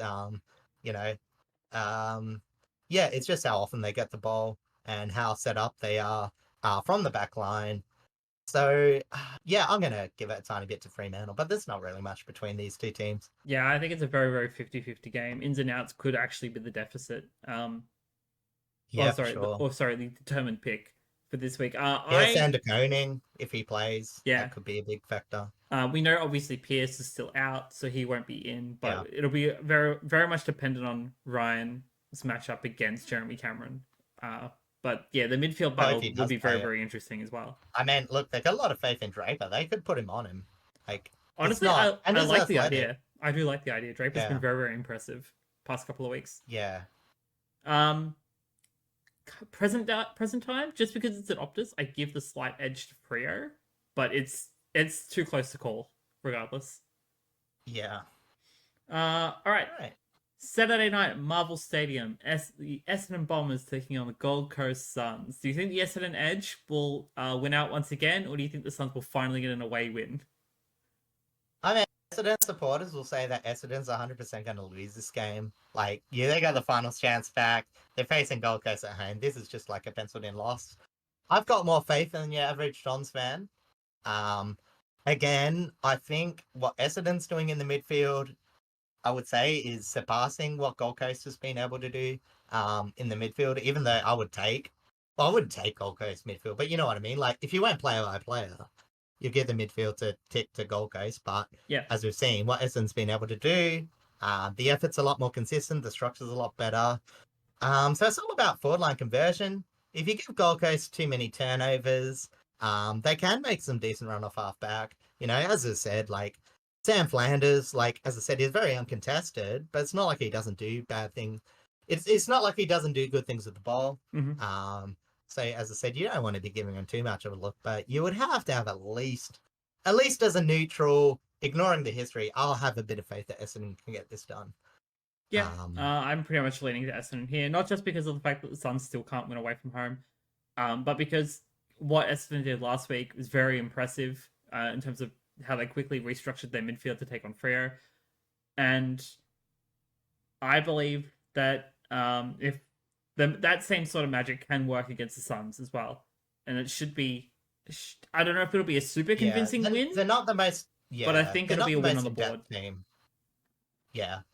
as we mentioned, they don't have the biggest depth. Like a lot of their player positioning movements is definitely pre-game. So yeah, if Essendon can find the winning matchup, it's likely they're going to continue. But watch out for that, like early Gold Coast, or Gold Coast staying in reach by turnovers. That's the biggest problem. Yep, I pretty much agree with that. So Now, tentatively, Sunday. Oh no, strong Essendon win, but yeah, Saturday. Sorry. Melbourne and Don't Port want to skip Adelaide. any game. Melbourne, Port Adelaide. Oh, yeah, I'll be interesting. NCG game. Melbourne. Yeah, Melbourne did get the win over Port Adelaide at Adelaide Oval. They were in a lot better form back then. But, you know, as I said, it really depends. Like, I got a feeling Melbourne's just shot. Like, they don't look like they're going to run out there. You know, I've said this before, but the midfield matchups where it's going to be hurt, not having Petrarca, their midfield being down in stats. Port, when they've got midfield dominance, seem to carry that into a lot of scoring. Yep. Their defense being a lot better structured. You know, they don't really have the tolls to worry about with Melbourne. And as we've discovered recently with Port Adelaide, they're willing to shuffle players around, like from very different positioning to be able to have a stronger impact with Radaglia, as we've seen. Yeah, Radaglia, and like I'll say a bit more in depth because I know a bit about it. Like, so what's happened with that is Radaglia's gone forward, and it's not only put Miles Bergman into more of a defensive role, which he can play. Like, he's beautiful on the wing, but we just need that small defender to keep him accountable. And Kane Farrell, he's actually really been solid as a, you know, obviously his forward impact's incredible, but he's been asked to be a bit more accountable defensively. He's still managed to have his impact per game. He still gets involved in, you know, movement, sensible launch long. Yep. Gets a lot of score involvements. But yeah, as I said, honestly, he has been pretty solid defensively. So, you know, as I said, one of them will probably, well, actually, no, probably won't. I don't know. One of them will probably take Ozzy Pickett. You know, a couple of the tolls will probably, you know, Van Rooyen and Fritsch. Yeah, as I said, so hopefully, I think last by memory, a lot of the problems with Port Adelaide losing to Melbourne was converting in the forward line. I don't think they gave up the huge score to Melbourne, and I don't think that their prospect scoring this time causes too much concern. But yeah, as I said, for Port's finals, top 4 chances, they need to have this 50-50.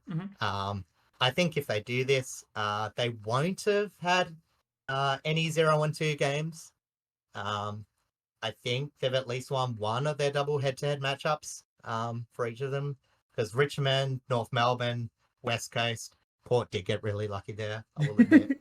And obviously Melbourne, they still could lose to Adelaide. So the showdown will be the big one, which we'll talk about I next think there's week. another one. I think there's 6 now.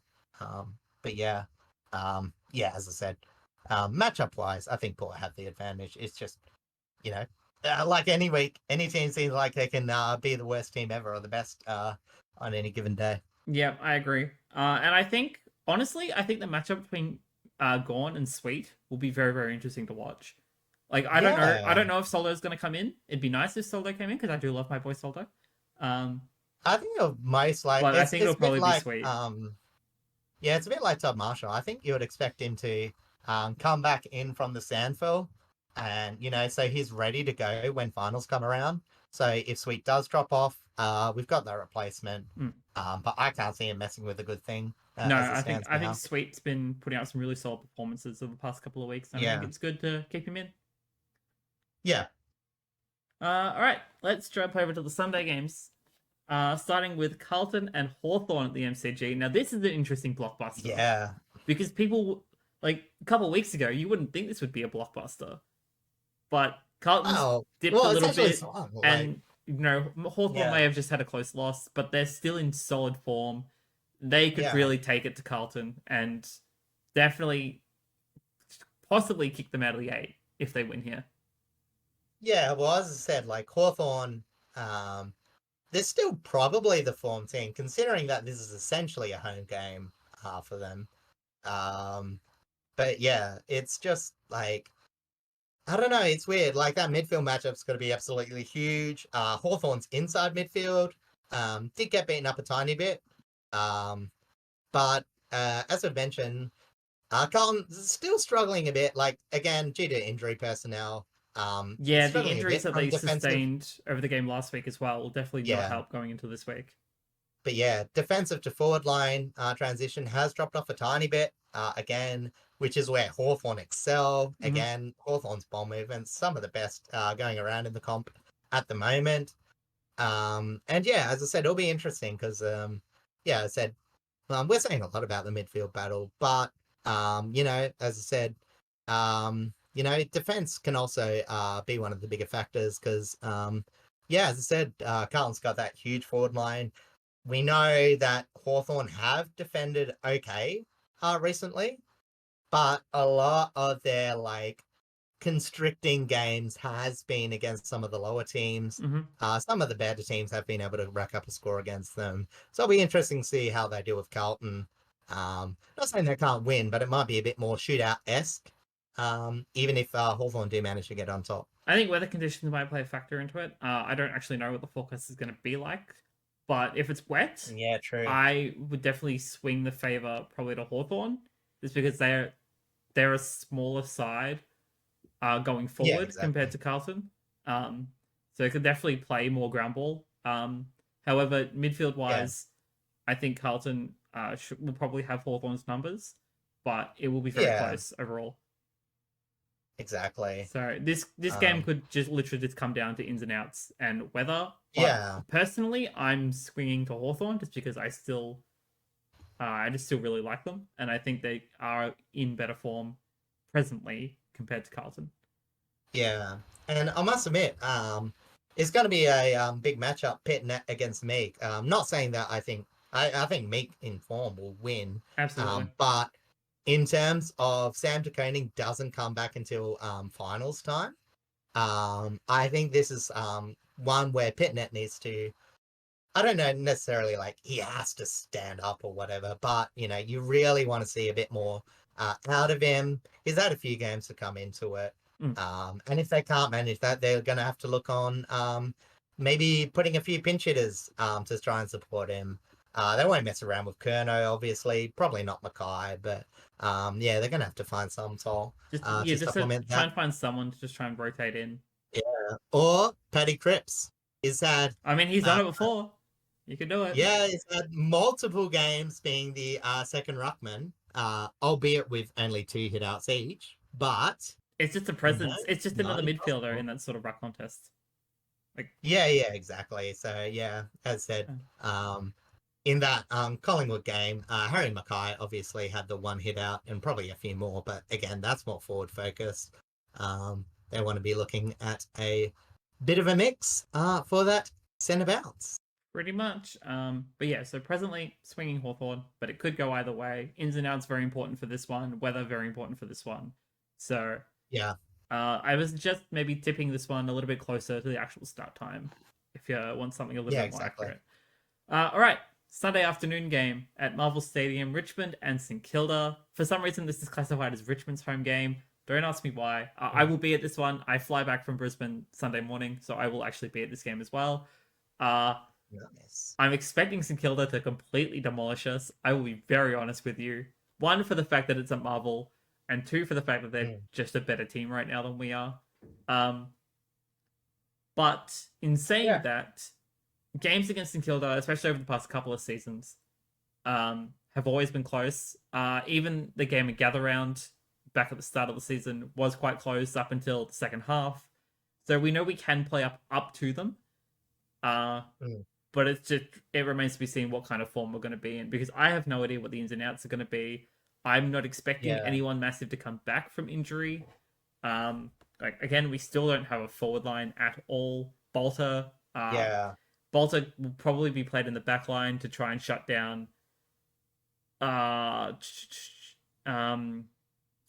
someone who will play forward. I can't think of someone right now. I'm just blanking for Stkilda. Name a St Kilda key forward. Pro tip, you can't. I can't because they don't actually have one. It would probably be Membry. Because Membry has been floating a lot more forward over the past couple of weeks now that they don't have King down there anyway. But yeah, it's just I'm expecting Stkilda to just wipe the floor with us here. Yeah, honestly, I did think about it. Like, because I've been saying, St Kilda fourth best defense. It's just like, you know, Richmond's obviously, unfortunately, one of the worst offensive performers in the league, and they sort of We're one of the worst not deserve overall to be. teams in the league. The 18th position kind of proves that. Yeah. Well, look, they're bottom four in both defensive and offensive categories, but as I said, it's like I will say their defense is probably a bit better, Our like defense in terms of pure backline. is our best part, which Yeah, isn't in saying terms of your back much, six. but yes. So it's just sort of like a weird matchup where you've got like a defense covering one of the most brutalized forward lines in terms of injury, and then you've got like the wet noodle of St Kilda up against at least trying Richmond defense. It's like, how do you determine like how much of that matchups is important or Yeah, not? if it's But forward as line you to said, back line, it's a coin flip. Whereas in the yeah, midfield, it could make all the difference. Like St Kilda's yeah, midfield like, could make all the difference it. here. Yeah, St Kilda. I mean, it's funny because they're both pressure midfields. They both don't like scoring from the center either, Oh. unfortunately. But St Kilda have shown a few games where they have, with enough numbers, been able to win that arm wrestle. So that's sort of why I'm going to tip them. But I wouldn't be surprised if Richmond won all the same. Will I take a Richmond win? Absolutely. But Yeah, I'm expecting St Kilda to win here by far. My tip is definitely going to them this week.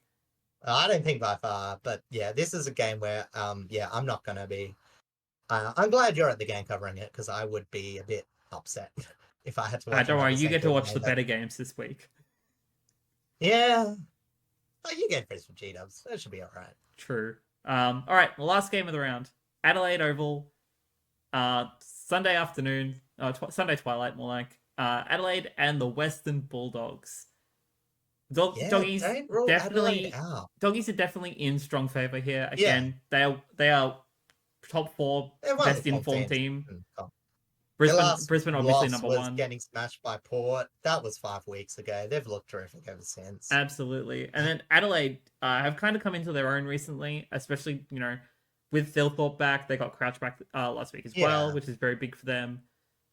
It's not perfect, but it's coming together. And as I said, I definitely could see a surprise. I don't think they'll be as manhandled as other teams have been against the Bulldogs. I hope it will come down to like 1 or 2 possessions. And I think the real big key is the defensive matchup for Adelaide versus the forward line of the Bulldogs, because we've been saying it all year. Like, Adelaide's one-on-one defending has been pretty solid. Adelaide's midfield, not midfield, Adelaide's backline has been the best part of them all season long, even though the fact that they are currently bottom 4. They're not bottom 4 in terms of defense, but they're bottom 4. But they're bottom 4 in terms of ladder. But it's crazy. The defense has been their strongest factor. Yeah, I don't think they're a top 8 defensive team by stats, but they're definitely a lot better than they are offensively. But again, as we said, like, it's due to personnel who've got the offense they want. There's shades of last year coming back into their game. And, as I said, if the Bulldogs, they don't like kicking straight, we all know that. So if they can provide a bit of restriction, then it really just becomes, can Adelaide run the ball well out of defense? A player that I accidentally alluded to earlier, that with Mitchell Hinge, I think he might be one of the key players of the night. Like, look at him to try and get some exciting ball movement. He'll likely play Adelaide's... on Ugle-Hagan, I would say. Ooh, I'm not sure. I reckon they'll trust Worrell. Actually, yeah, no, Worrell's probably a better matchup. Or maybe, I don't know. Keen's maybe a bit faster. I don't know. As I said, I'm more thinking about height-wise rather than speed-wise. Yeah. You can try and beat Ugle-Hagan in the air. You don't have to worry too much about speed. Yeah, I mean, it really depends. I personally think you shut down his speed, try and get him leading up as much as you can. But like, as you said, it's a hard person to defend. But they might have the matchup for it. And as I said, being optimistic, but take it as you will. That is optimism. Yeah, I will still be tipping the Bulldogs. Yeah, 100%. I really Like, I know, crosstown rival, and, might soften them up for the showdown, but I really want to see Adelaide perform well. I think, hey, as of the season where, like, there's only been 3 maybe terrible teams, and they're not even that bad. I don't think Adelaide deserve to finish bottom 4. I think they deserve to be within like the 9th to 14th. Obviously, like they're not going to Yeah, make top 10, but if they can at least get out of bottom 4, I think that's better. I think it's just like the good thing about Adelaide is they're very watchable at this part of the season because obviously their ugliest football was that starting period. Mm-hmm. And yeah, as I said, it's hard because you have to give St Kilda credit for their wins, but again, you don't want to be that defensive team. You never get the credit you deserve. As I said, like, you know, uh, you just hate to see. You just hate watching him. St Kilda. So yeah, you really want to see Adelaide. You feel like St Kilda deserves to be bottom 4, but it might just be spite. But yeah, I would still prefer Adelaide, proving that they've got a bit more to give this season. Yep, I completely agree with that. But yeah, overall, definitely tipping the doggies. But we hope Adelaide make it a really good game, a very exciting game, and it could be a good lead up for them going into that showdown the week after. Yeah, exactly. All right. I believe that is everything for us to cover this week.